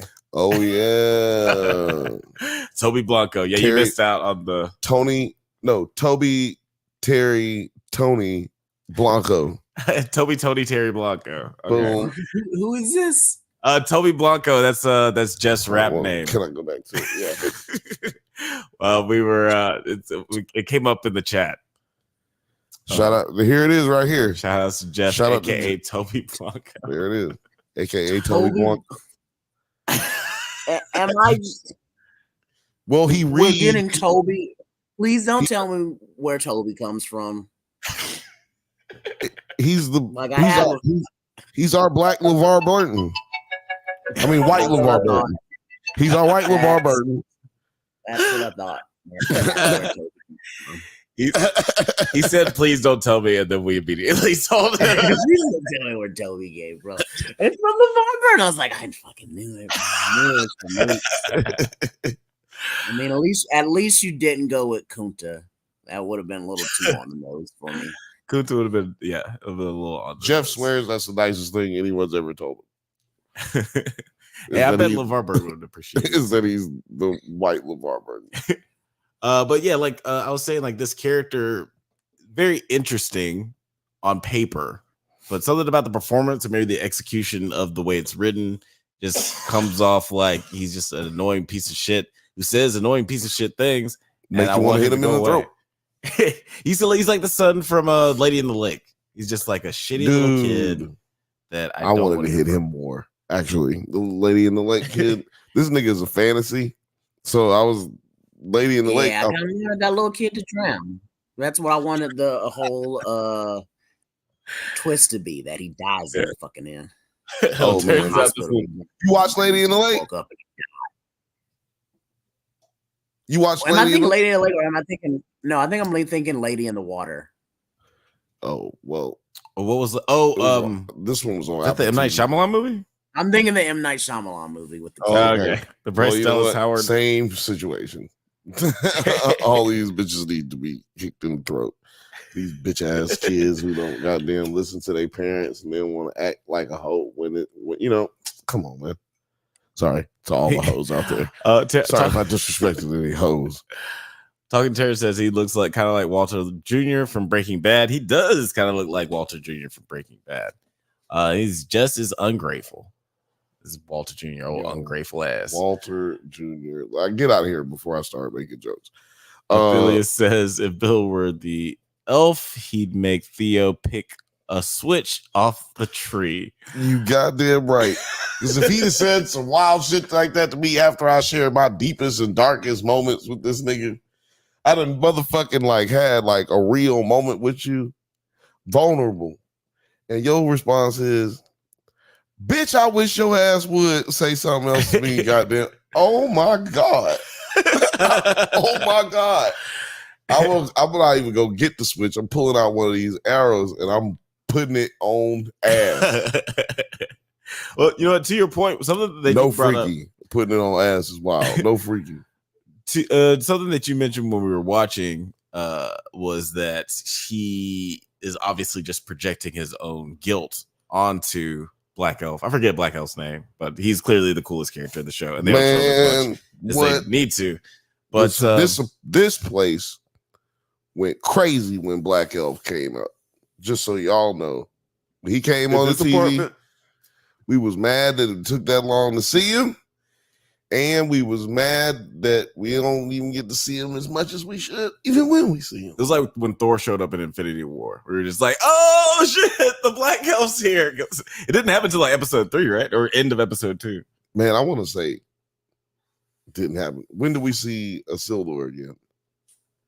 Episode 2. So it happened in episode 2, but it was late. It was like mid episode 2. Yeah. Or actually, if I don't know if it was mid or not, that episode was like an hour and 40 minutes. Yeah. It was the end of their storyline because we did see we were popping in with them every once in a while, and that the last we saw of them was they're about to get attacked by these highwaymen, and fucking Deus Ex Black Man comes out and does some Yoda flips.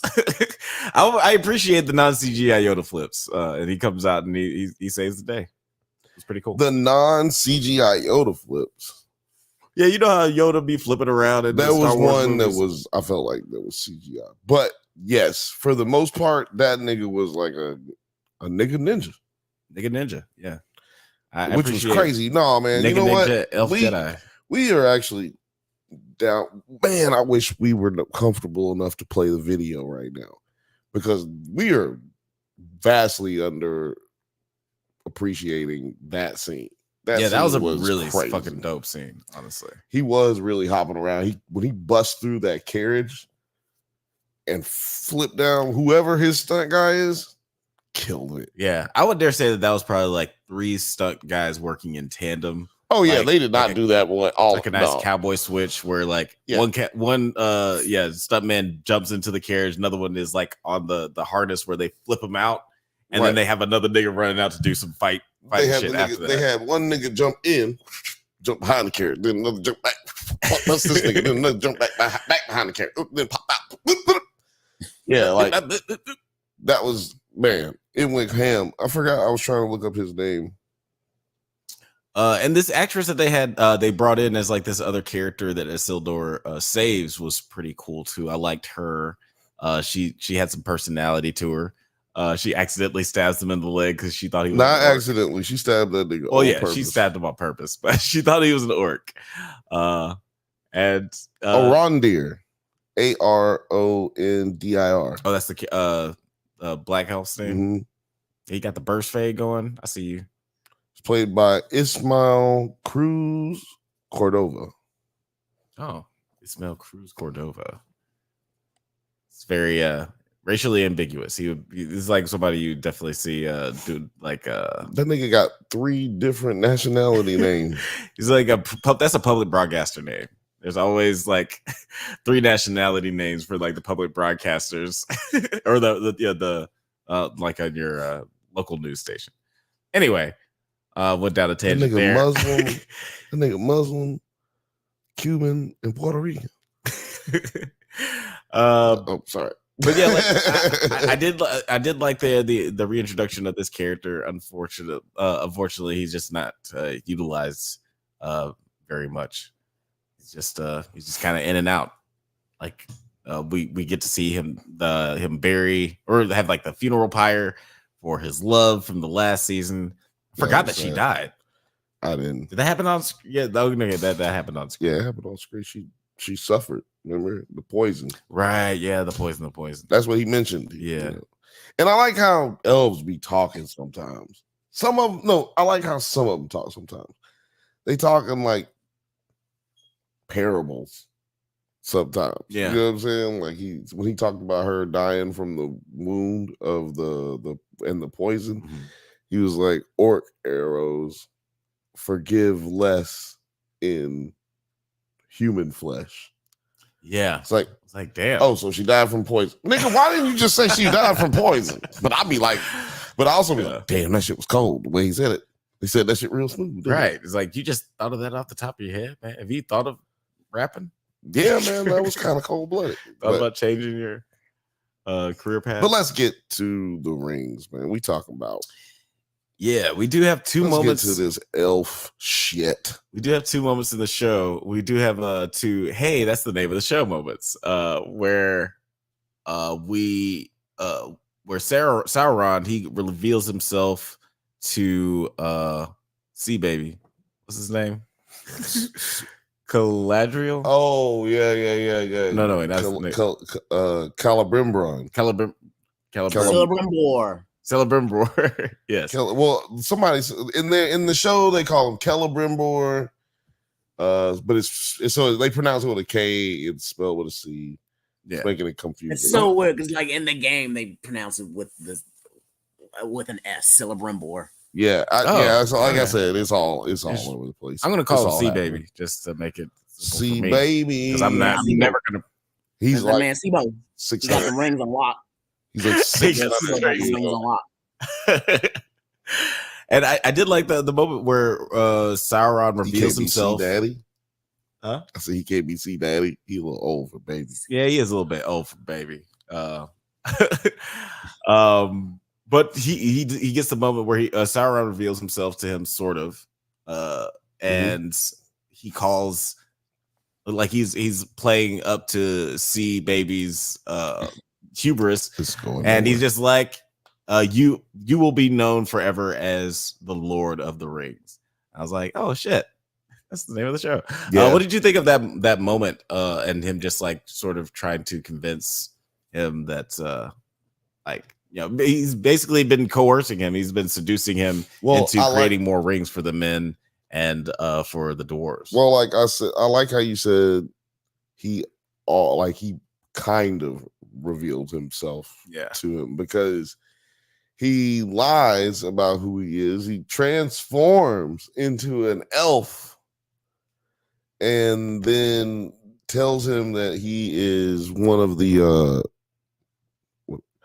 and tells them that he is one of spiritual being who's sent to bring messages to the most wise and powerful people on Middle Earth. Yeah. And I'm like, okay, that's like half true. Because it's like what you're also not telling them is that you're the one who's trying to kill all those other motherfuckers and also dominate the earth on your own because you feel like fuck people. Yeah. You're not giving them the whole story. You're not giving them the whole story. Like, and now you're sitting back like, well, not him, but Celebrimbor. Yeah, Sea Baby. Sea Baby. Sea Murder. Sea Murder. That's what he about to be. He about to be Sea Murder. Hey, he's about to be Sea Murder. For real. So Sea Murder, man. This nigga, like I said, he never been lied to, cuz like this motherfucker's doing all the key. Like if somebody lied to you the way Sauron is lying to him, you'd be like, hey man, do you think I'm stupid? Yeah.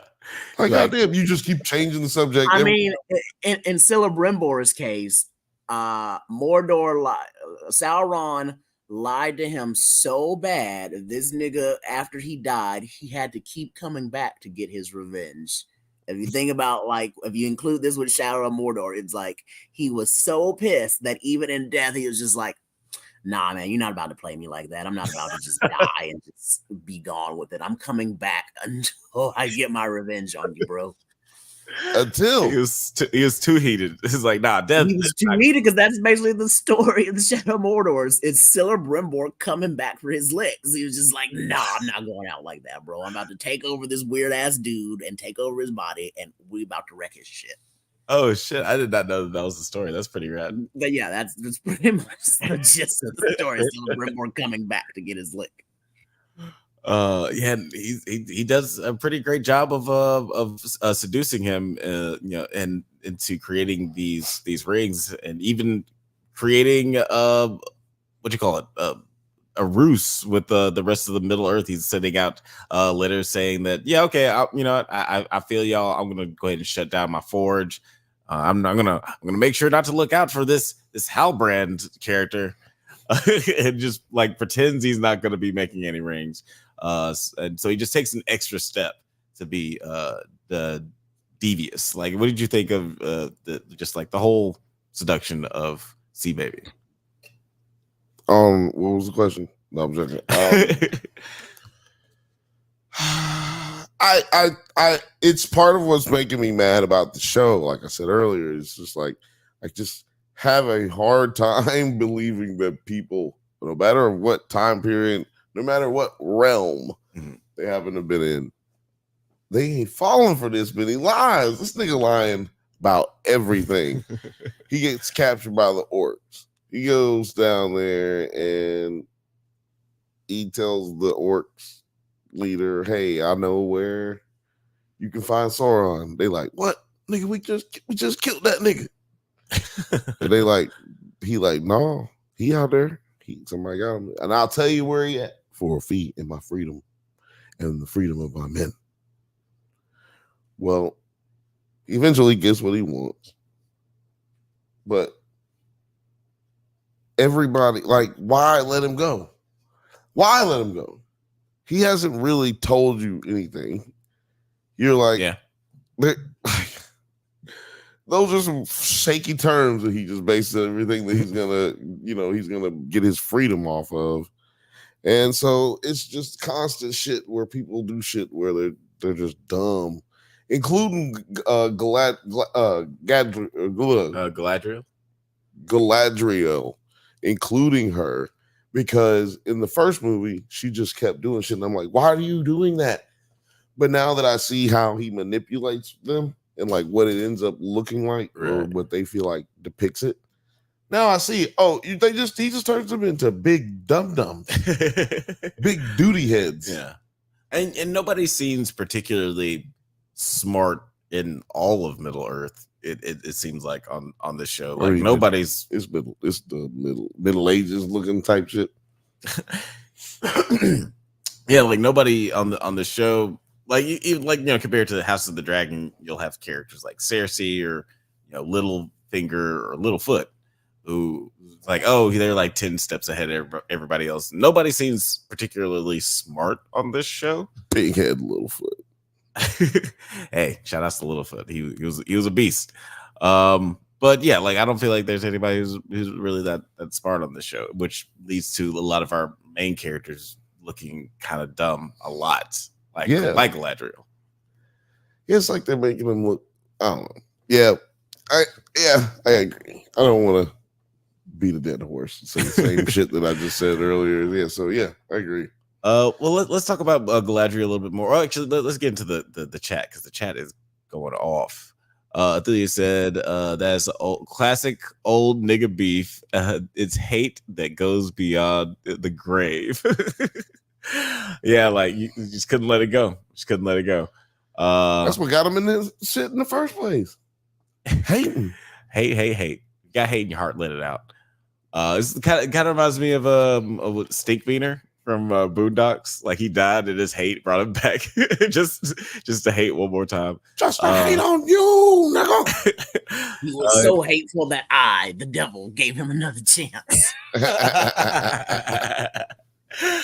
Athelia said that's old people beef. It's hate that goes beyond the grave. Oh no, he's I think he's just cleaning up his last comment. But to be honest, I understand C Murder now. If I got baited that easily, I'd be salty too.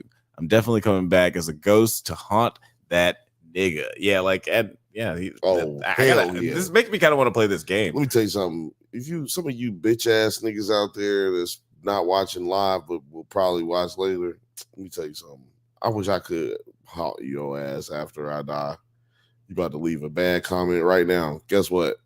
I'm gonna die. I'm gonna come back and haunt you, nigga. Let me be able to choose who I'm gonna haunt. It's gonna be one of these niggas who be talking greasy in the comments.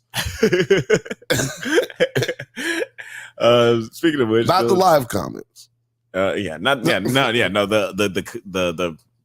you guys in the live comments are always nice.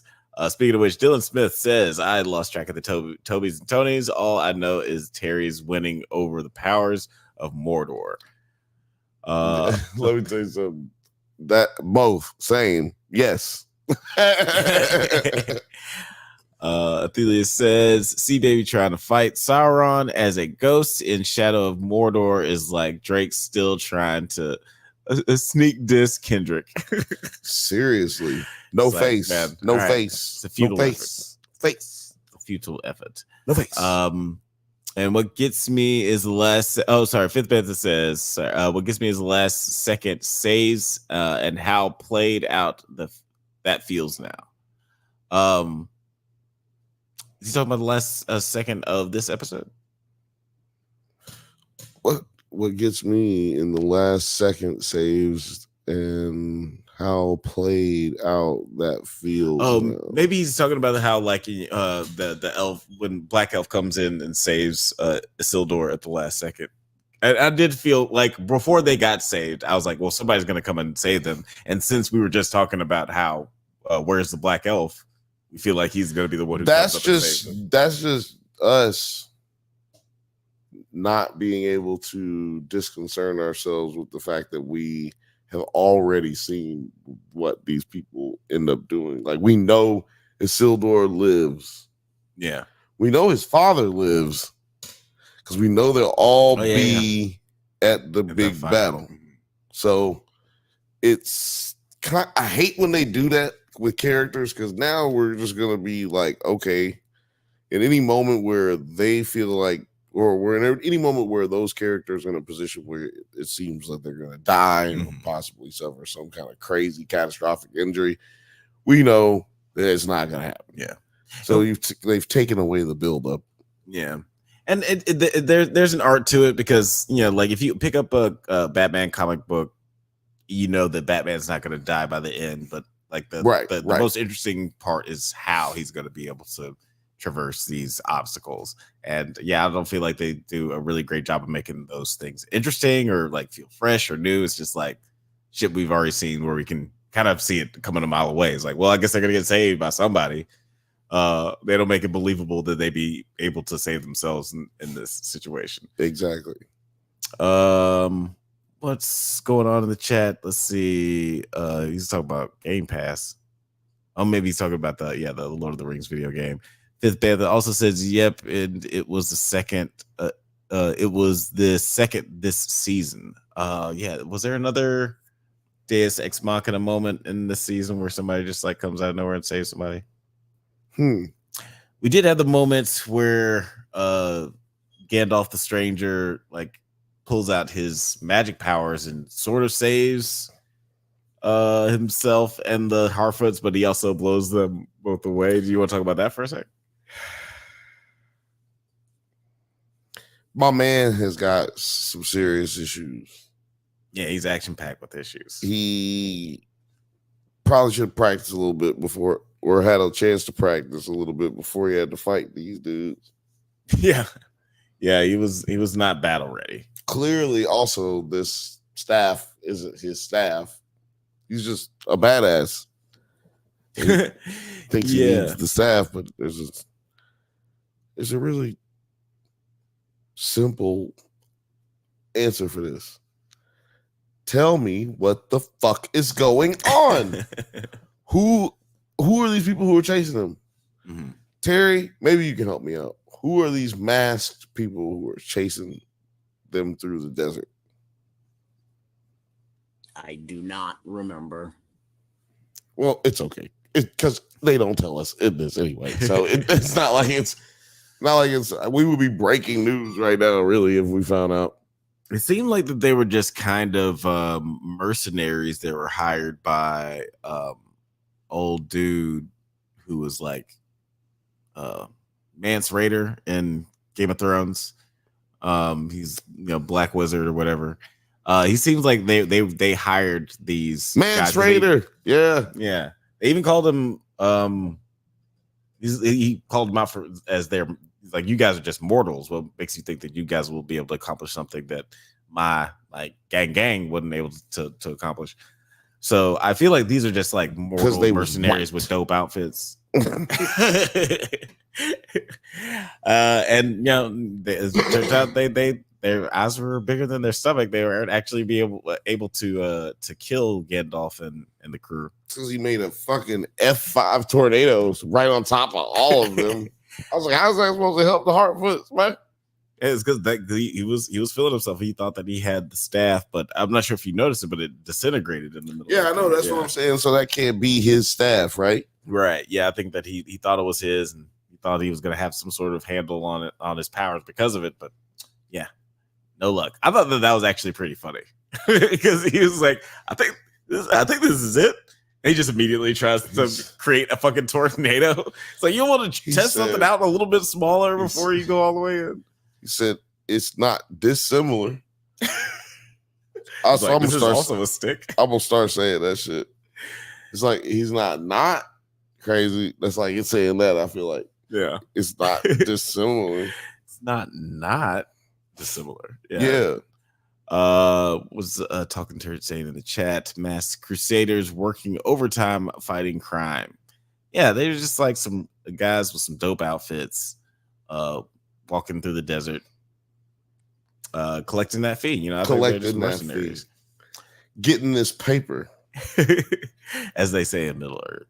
The fifth Bantha said, I think his actual staff will be like the Watch in Doctor Who and be the key to his memories. I think so too, and I think it will be just like it was in his dreams, where it's going to be on some hilltop, like some grassy knoll, just sticking out, and he'll go out just like. Are you making references to lower regions? No, I if anything, I made a veiled reference to John F. Kennedy for some reason. I don't know why I said grassy. Yeah, I don't know. It's like the only verb I could think of. I mean, a noun I could think of that explained that little grassy hilltop. But what is Thelia saying in the chat? Discount Gandalf the type to walk into stealth mission with a RPG. yeah, he's not subtle at all. Oh man, because you come with this a little bit more the lighter touch. Fifth Bantha says, I think actual. Oh no, you already said that his actual staff will be key to his memories. What else happens later on? Oh yeah, I wanted to talk about Galadriel a little bit because and everything that's going on with the rings, because that is another moment where we get a little. That's the name of the show. A little moment where it's somebody says that these will be the rings of power. The three rings that the elves now have that help reinvigorate the golden leaves, so now they won't have to flee Middle Earth. That was crazy how that happened. I wasn't expecting that. Yeah, it just kind of just came together like butt cheeks. They put on the rings, and then everything was totally okay. What did you think of that scene? Because not Isildur, what is his name? Elbrand. Okay, yeah, I'm ready to talk about Elbrand. Yeah, Elbrand. Elroy. That's my cousin Elroy. Cousin Elroy. He is very pissed about the situation because Galadriel lied to them for a little bit about the identity of Sauron. I don't feel like she even lied that long because I feel like when she found out, she told him pretty quickly after that. Or did she wait for them to make the rings and then she told them? They made the rings and then she told them. Okay, gotcha. I don't know when she found out exactly, but when she told him. Yeah, for some reason I remember it is that she told them after she found out. Or she found out after the rings were made, rather. But maybe I'm remembering wrong. Guys, let us know in the comments what exactly happened in the first season. I was gonna rewatch it, but yeah, that's a lot. I don't know. Please don't put it. I don't know. Put it in the comments. Put it in these comments. Don't DM me on Instagram. Not about this. But yeah, like, what did you think of Elbrand's like his internal conflict there with obviously these rings have now saved the elven people, but at what cost? He seems pretty conflicted at the end of the day. How did you feel about his journey? Elbrand is the only not stupid person in this entire fucking story. Actually, that's true. I hate that he is such, and it bothers me deeply. Okay. This man is telling everybody, hey, we don't need to use these rings. Why, Elbrand? Look at this, Elbrand. Listen to him. Why do you want to do it? What are we doing? What are we doing wrong, Elbrand? He's like, look, Sauron made them rings. You said he didn't touch them. He didn't touch them, but he touched the brain of a friend of mine, but he also is the person who made the rings. And they're like, no, buddy. Hell no. Get out of here. We're not doing this today. It's so weird their logic there where Sauron helped Sea Baby make the rings. They're like, but he didn't touch him though. It's like, what the fuck does that matter? Like, he helped him make the rings. So yeah, he just didn't tell him how to make it. And how do you know?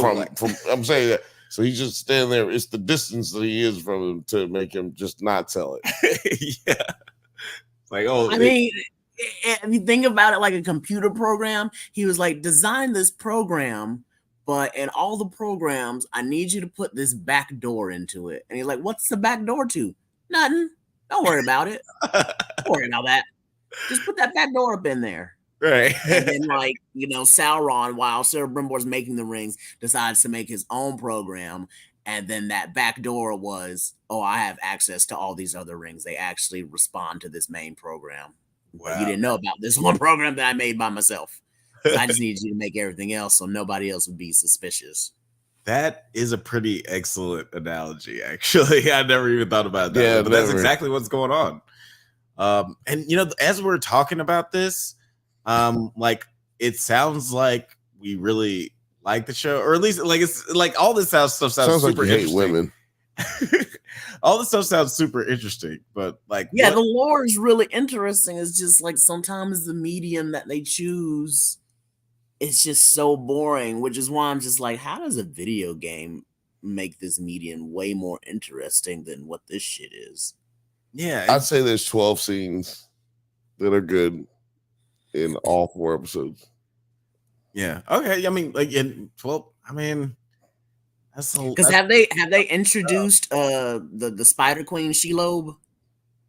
Spider Queen? No. Is this like a straight up spider, or is it like she is a straight up kind? Because they're all like weird ass creatures that can take 2 forms. But anyway, like that spider that attacked Frodo and poisoned him. Yes, actually, okay, we did see her in this episode. Yep. Yeah, saw her in this episode. So she's actually a really important character that they kind of didn't really go through in the movies and stuff. They just showed her as a big ass fucking spider, but she was like Sauron's secret boo thing And then, you know, he was going like, yeah, baby, if you help me out with all your spider children and, you know, you come help me and give me your army of spider people with your powers and stuff, you know, yeah, girl, I'm going to take care of you. We gonna rule this shit together. And then he was like, nah, bitch, I'm kidding. You're a fucking spider. For real. And so it's like, yeah, like Sauron was just like dicking people over left and right, being like, yeah, girl, yeah, man, I'm gonna take care of you. You know, you gotta just do this for me. I'm gonna take care of you. And then, you know, he fucking blew up and acted like he didn't know nobody. You didn't see that coming? God, last night I met a Ukrainian dude that looked exactly like that nigga. Oh, really? I talked to him. That's hilarious.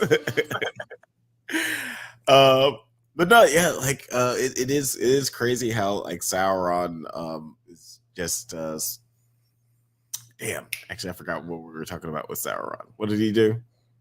Dicking people around, telling people he loves them and breaking their hearts. Right. No, yeah, like with the Spider Queen, it does seem like they're introducing her because you had even mentioned like we were watching the episodes, like, oh, is that the same spider from like the Lord of the Rings, like the movies? So since they brought her up, she's just younger. Yeah, right. Her skin's a little tighter. But like hopefully them bringing her up in this episode means that they're delve into that stuff, because I think that would be really fucking cool if they dive into that weird shit. Sauron having a relationship with a spider lady, I'm here for it. I mean, I think they should, because like I said, she was like pretty important at the beginning. It's just like towards Lord of the Rings and everyone Frodo came about, she was out, she already been used and abused and nobody really cared for her at that point. She was there. Yeah, like there's probably too much to have like a big. Sorry, it's probably going to be too much to have like a whole. Did I fall asleep? Yeah, for a second. Well, it's been a long day. It has been a long day. But yeah, it would have been a lot to ask for those movies to have like a 30-second exposition dump where she's like, "Let me tell you about my trials, my sorrows, my life." So it was cool that we just got that little bit. Well, no, go ahead. No. I was just gonna hop into the chat a little bit. Seems like some stuff's going on. Fifth Bantha says, "I'm not sure that was the queen though." So he's not sure that was the queen that we saw in Rings of Power. Do you think it was her? I feel like it was her, like the Spider Queen. Yeah, I definitely feel like it was her. I was the one who said it was her. So yeah, so I will not jump off my stance because Morgan jumps out the window and says he doesn't think it was her. I very much so think it was her. Is that your final answer? That's my final answer. R.I.P. Speaking of queens, what do you think about the queen of whatever the fuck the Sea World people? Oh, is the black lady? The black lady, blind queen. The Queen of Lies. What you think about her storyline? How it went down? Like last time we saw her, she was going into the fire to fucking save Isildur from death, which she did not succeed, or she thought she did not succeed. Well, she didn't go get him, so she failed. Yeah. But they thought that he was dead. So they're. Then now we pick up and they're back at their homeland and everybody's pissed at her basically because they were like, we didn't have to go to war for this. This is stupid. Look at this. We lost so many people and it was your fault because you said we should leave. Well, she's got to deal with the politics of that. How do you feel like how they did that? And, you know, do you think it was good? I thought it at least played into the common theme on the show that everybody's an idiot. Including the townspeople. They're very susceptible to influence. Like, you know, like this is the one time where things didn't like. This is a situation where things didn't go your way, and it's a wartime situation. You think that they'd be more understanding to what shit that's going on, but like this person got permanently injured fighting for you people, and only person who seems to understand that is like one Nite who comes through and has to like correct some people talking shit at the bar.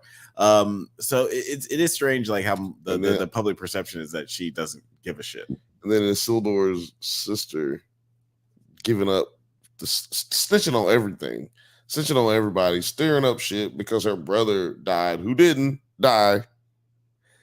I'm like, yo, we gotta throw this bitch from its highest rooftop. Yeah, it seems like in the first season they have no reason, or have shown us no reason for her to be so vitriolic in this manner. Yeah, that's actually, I was about to say, like, was she this mean in the first season? I thought they were trying to set her up to be more of an affable, like, very grounded character. Yeah, she was like smarter than Isildur. She was better at everything than Isildur. Like, she was more loved than Isildur. It's like, now all of a sudden she's just evil. She's Breaking Bad. It's weird. Very strange. But I can see that Sauron is everywhere. Sauron is everywhere. The night is dark and full of terrors. Full of terrors. We're I'm crossing up all of the shit here today, y'all. One of the things that you said next 6 weeks. One of the things you did mention during the when we were watching the show when she showed up, you were like, "Oh man, they forgot about her," and you were like, "Not the characters in the show, the writers. The writers forgot that this character was the black lady." The show. No, you're talking about the daughter, the daughter. She just pops up out of nowhere and she's like, "I'm evil now." Well, yeah, because what we talked about was that we saw her. We talked about it last season. We saw her, and then she just wasn't around anymore. We didn't go back to her. They just was like, "All right, Mordor is blowing up, so let's just focus on that and never go back to anything else that you've seen." Like the last 10 episodes before this, the last 9 episodes before this. Don't worry about that. Yeah, and it's weird. Weird way to end the show. And one of the things that the Game of Thrones is so good about, or at least like when Game of Thrones was great, like even though we did have all these one season.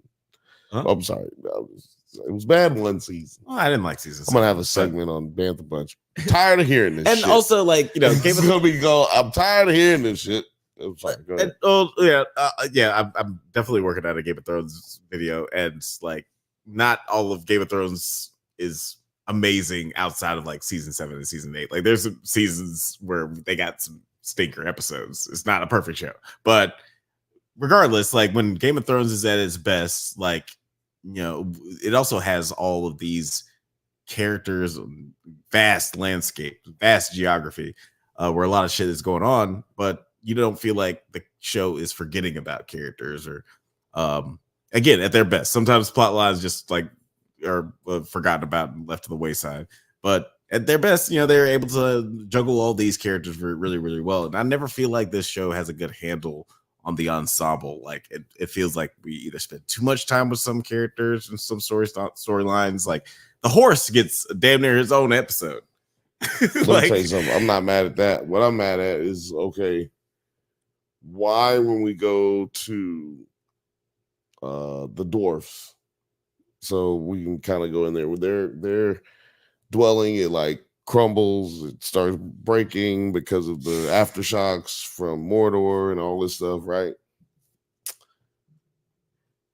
Why we got to sit on the outside of the place for so long, like, and just stare at it and move in? I know people done read this whole long ass book. They got a description of this motherfucking place for this like 6 pages. It's just on the description of this castle or this realm. But man, we seen it. We see it. You know, come back to it again later and we'll see it again. Like, don't show it for 45 seconds with us zooming in like it's one of them time lapse videos or like one of them screensaver videos on your smart TV. You know, like that just it takes up so much Apple time. Apple TV screensavers. That takes up so much time, and I don't know. Yeah, could be a way shorter show. Yeah, there's sometimes because like it's crazy sometimes cutting something down by like a second and a half makes it feel like 30 seconds shorter. And Right. I feel like there are moments where like we're looking at the landscape, where it just lasts a little bit too long, and it fucks up the pacing, especially when there's like so much plot to get to. Like, why are we spending so much time on the way this thing looks when we can get to all the things that are happening in the story? It's all happening. It's all happening. Oh, sorry. Athelia says in the chat, she losing supporters quicker than Trump when he chased JD Vance as VP. Chose JD Vance. I like what you said. I like when you said chase. Because I can just see him running around. I just see him running. Please. I see Trump just running. I felt he's literally running for president. I felt the prince, his daddy, was a hater. Which prince? Was that the? Who's the? Is that Sildur's dad? Who thinks he's dead? I don't know. That was just a minute ago. I should know what we were talking about. I think that's what he's talking about. Sildur's dad. I don't know. I'm bad. Yeah. Warning: marijuana affects the memory. Oh, the dwarf. Yeah, that's right. They did have an interesting relationship, like the stalemate between the dwarf character and his dad. Yeah, and black lady trying to play peacemaker between. My question is, people who've seen it in the chat, do you trust the black lady, Disa? Is that her name? Disa? Yeah, Disa. Disa. Yeah. And then I'm gonna also ask 10 points for remembering. Thanks, man. I'm gonna also ask Terry, is Disa a character in the book? And I don't know. I don't remember shit from that book. It's like I retain zero memory. You only read it the one time, right? Like, all I know is like I remember the basic plot of what happens and everything, and how the rings were invented and who was what. And the dude that came before Saruman, I forgot his name. The dude that, like, the real big bad dude before Saruman came.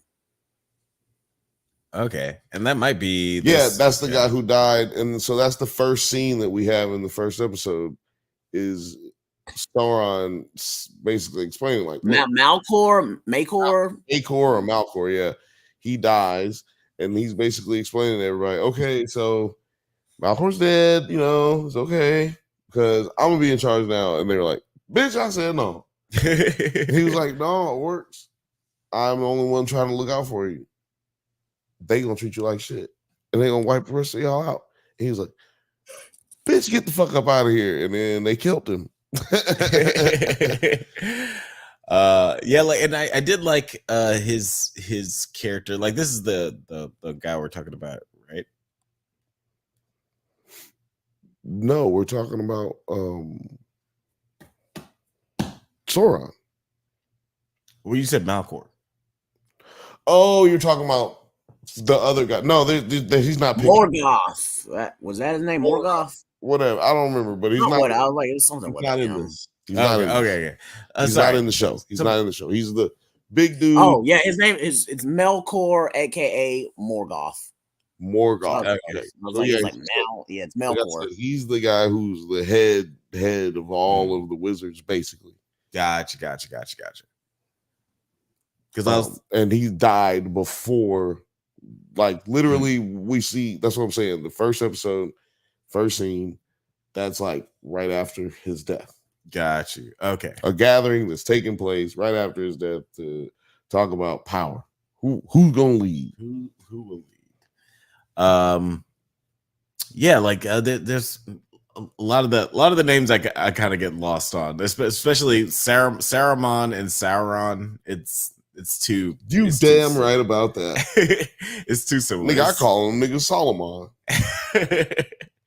I see where George R.R. Martin got his influence from Tolkien. It's like, let me make the names. The names don't matter. Tolkien's a fucking genius. It says Disa is desperate to protect her kids and her people, so she is not looking too deep. Sauron playing everyone. Yeah, like she's they are in dire straits. I will say that. Like, I thought that was a really effective, devastating scene when the big chunks of earth were falling on the bridges and killing so many people. Yep. I believe, if I'm not mistaken, his exact words were, "Damn."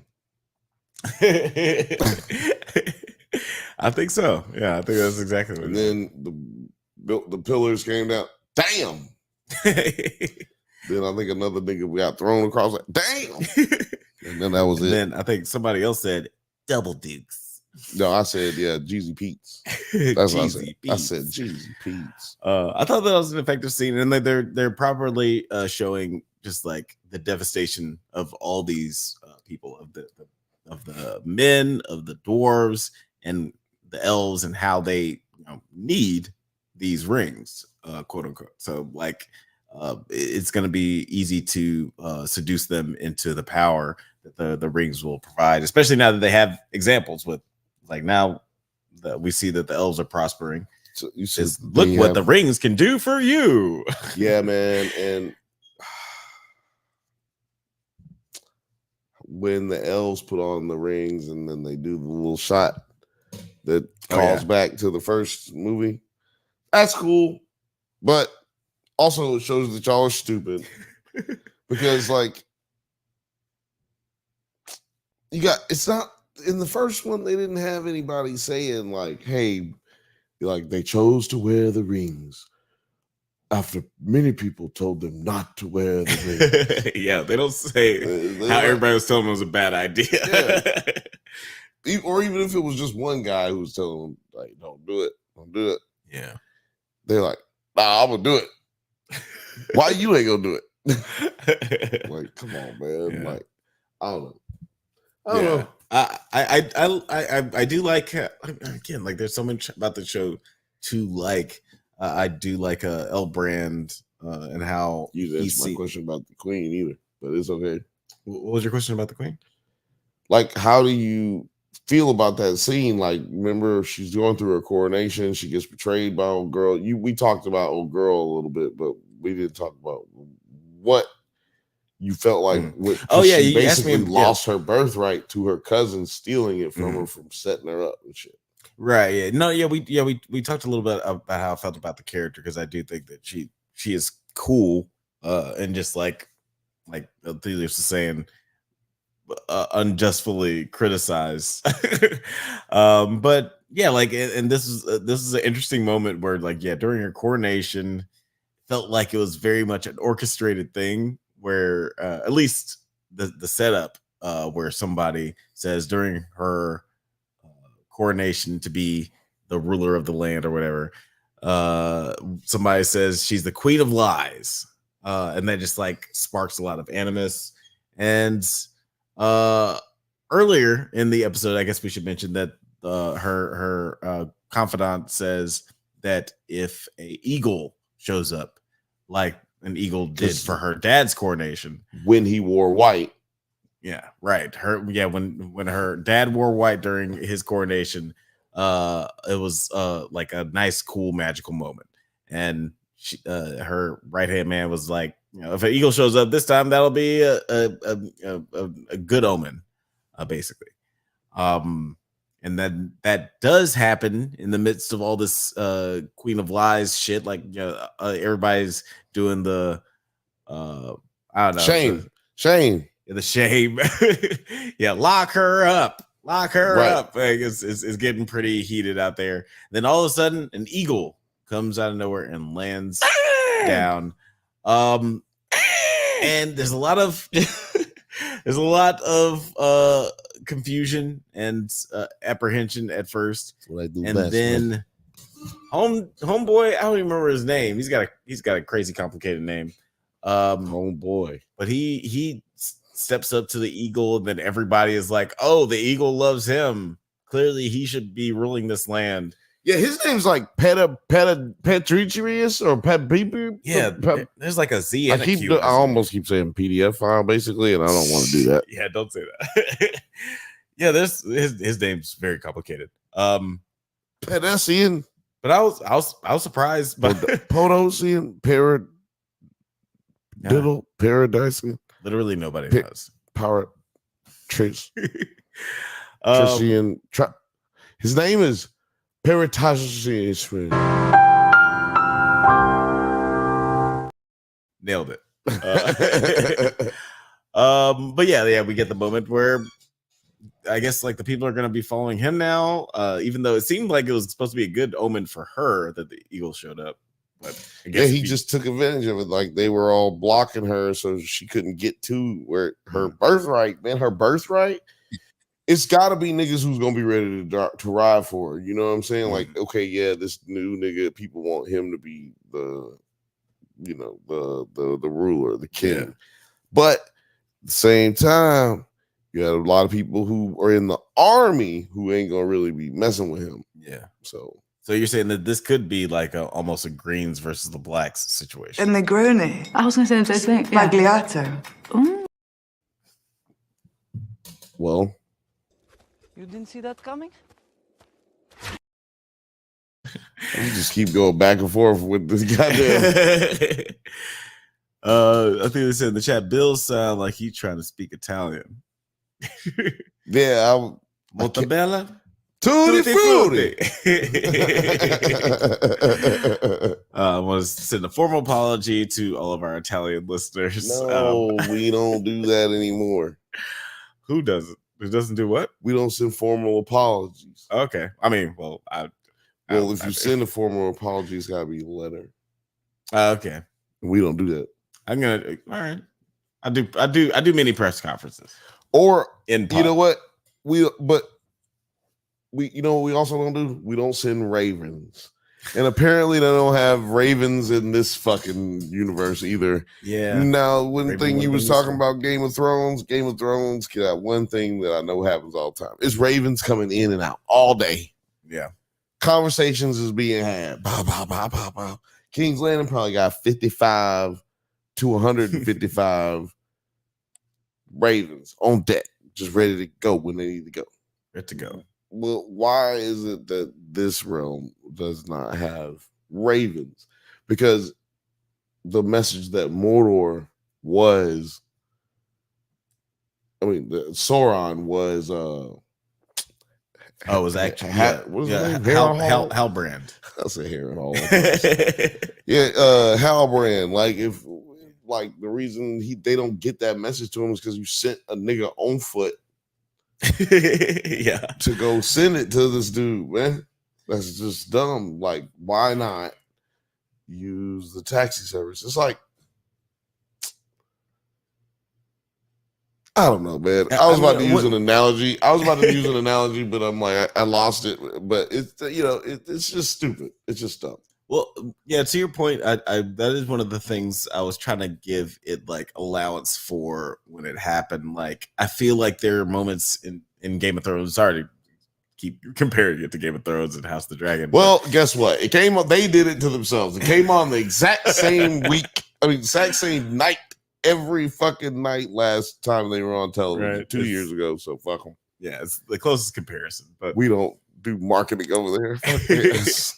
But it would seem like sometimes, at least like in times of war where people were trying to be super apprehensive, that they could block ravens if they wanted to. It's like, our ravens aren't getting to like so and so kingdom because they're shooting down the ravens. So that's like you'd have to be.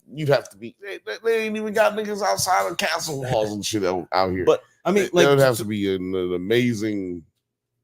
You know what I'm saying? Like, that'd be one situation where you got niggas surrounding a castle. Right. I mean, but you ain't gonna catch all the ravens going out. But to my point was that all it takes is just like a simple line where you explain that. It's like, if that is what's happening and that's why we decide we're going to send this guy, it's like, oh man, our ravens are getting through because, it's wartime, whatever. Or this information is too valuable to be left to a raven and have it be intercepted by the enemy because this is like crazy situation. Yeah, but like, what do you risk?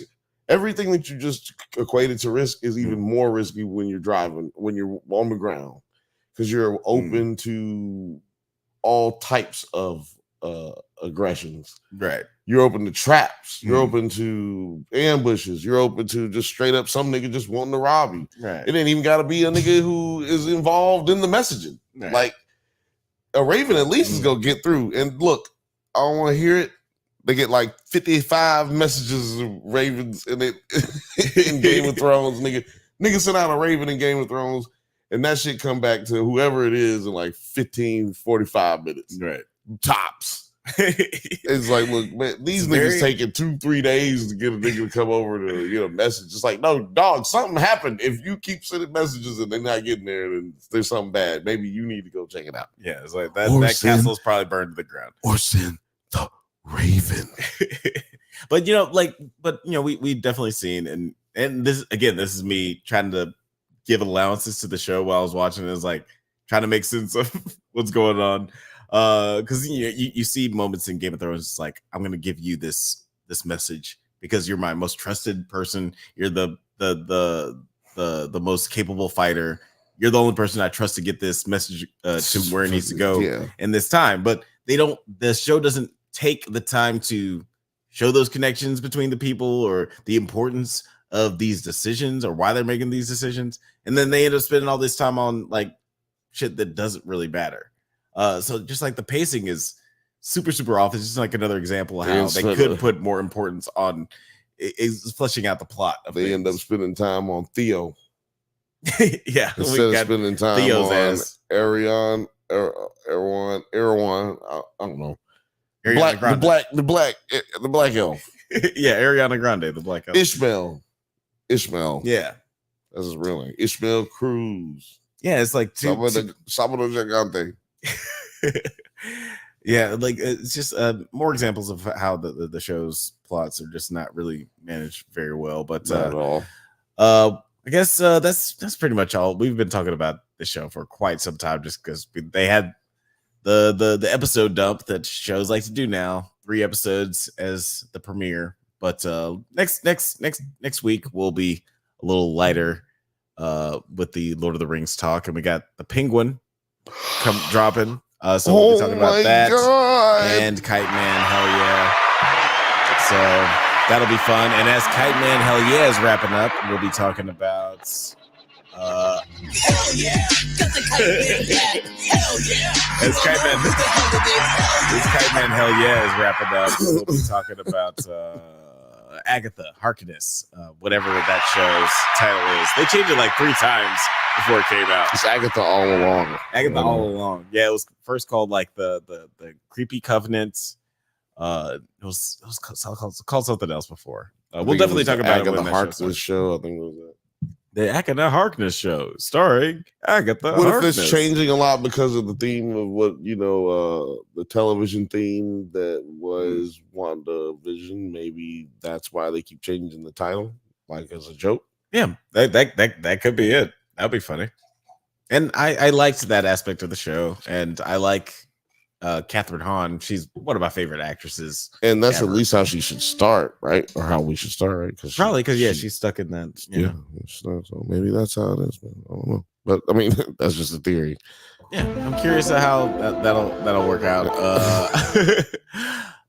Actually, before we get to everybody's handles, before we get out of here, I just want to jump into the chat a little bit. Athelia says Sauron basically a culture vulture. Dylan Smith says too many ravens. Oh yeah, too many ravens, Alex. Yes, too many, or apparently not enough because they didn't get to where they needed to go. Man, fuck these things. Aaron got 3 ravens and a single day at Castle Black. There you go. Oh yeah. See, man, if John Aaron could get 3 ravens in a motherfucking day, I don't want to hear it, man. Or he says Aegon the Third, or Aegon the Third. Yeah, old nigga, right? Yeah. Castle Black. And Athelius Maximus says Russell Wilson Elf. Yeah, I'm not mad at that. Are we still saying Toby Blanco album names, or is that no? Russell Wilson Elf, the black. I know. I'm just Russell Wilson Elf. If you put elf ears on Jeff. Yo, Terry, you missed a whole hour and 30-40 minutes of us just coming up with names, or them, the chat coming up with names for Tony Blanco. Toby Blanco. Toby Tony Blanco, and now Tony, Terry, Toby Blanco. So there it is. Oh shit! Shout outs to Dylan Smith. Shit, for the donation. Gotta love. What up, Dylan? Shout out to Dylan, man. We really appreciate you, man, because y'all really keeping us going right now, man. You know what I'm saying? We got YouTube that loves, they kind of like us a little bit, but they don't love us yet. So this is really keeping us going, man. We really appreciate it, man. That was amazing. Good to see right there. What are you pulling up hit it? Well, no, yeah. Before I hit it, I just wanted to say that. Damn, I can't even remember what I was about to say, but I do. Appreciate. Let me tell you what I was about to say. What's that? I was hoping you would ask me. Oh, what's that? I said, what's that? The Bantha Bunch Show, man. You know where you can catch me, Alex? You can catch me on the Bantha Bunch Show. Oh, is that what no, I don't know.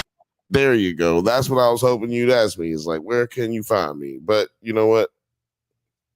I'm gonna let you ask Terry first. Okay, Producer T, where can people find you on the interwebs? You can find me over at Instagram at tpins with a Z CO, where the Snoop Dogg pins have arrived. They're actually at my house waiting for me, and by tomorrow I'll be home. I'll be back in the States tomorrow. And so they'll be shipping out. I still got a couple left that haven't been taken by pre-orders.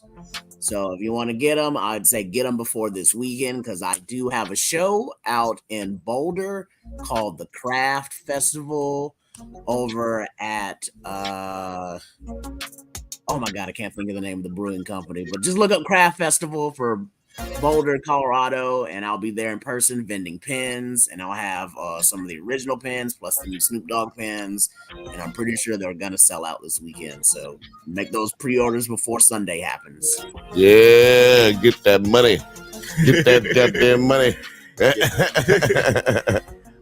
Yeah, guys, definitely check that out. Go to Terry's Instagram so you can get all those lovely details.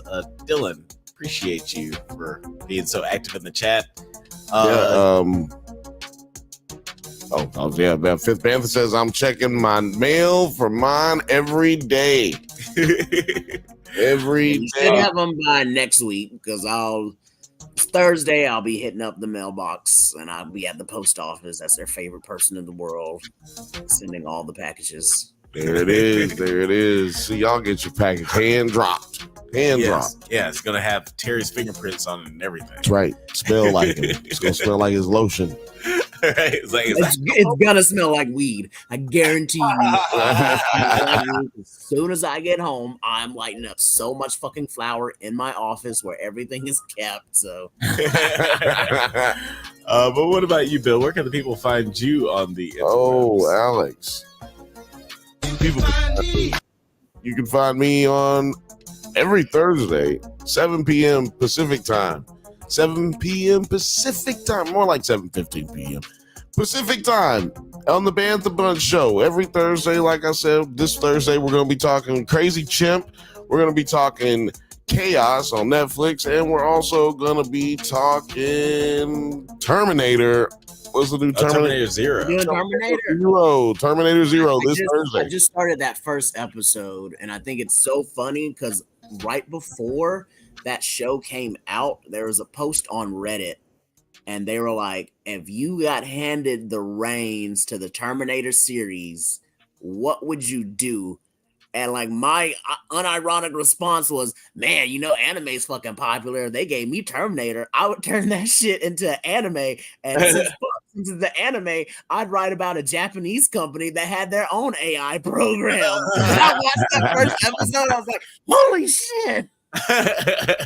They did it. It's pretty crazy. That's crazy. I've only seen the first episode so far, just like fishing for best animated series nominees for the Drunkies.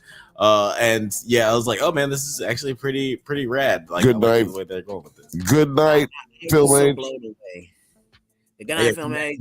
Oh, don't forget to check out Film Age's new channel. His what's it called? Aliens, Extraterrestrials. Yeah, I'm gonna talk about it. I'm gonna talk about it on Thursday for sure. I'm gonna drop. We ain't have time. I'm gonna drop on that on Thursday as well on the Bantha Bunch show. And that's on both Nerds at Night and Drunk Bantha's channel. Alex, where can the people find your bullshit? Well, guys, thank you so much for listening to the Drunk Banthas podcast. We do this every Monday at 8 p.m. Pacific time. But don't forget to like and subscribe so you can get updates on new videos. Check us out on Twitter, IG, TikTok, Letterboxd, likewise, all the internet things at the Drunk Banthas. All of them. Until next time, stay safe, my little sorcerers, and may the force be with you. And also with you.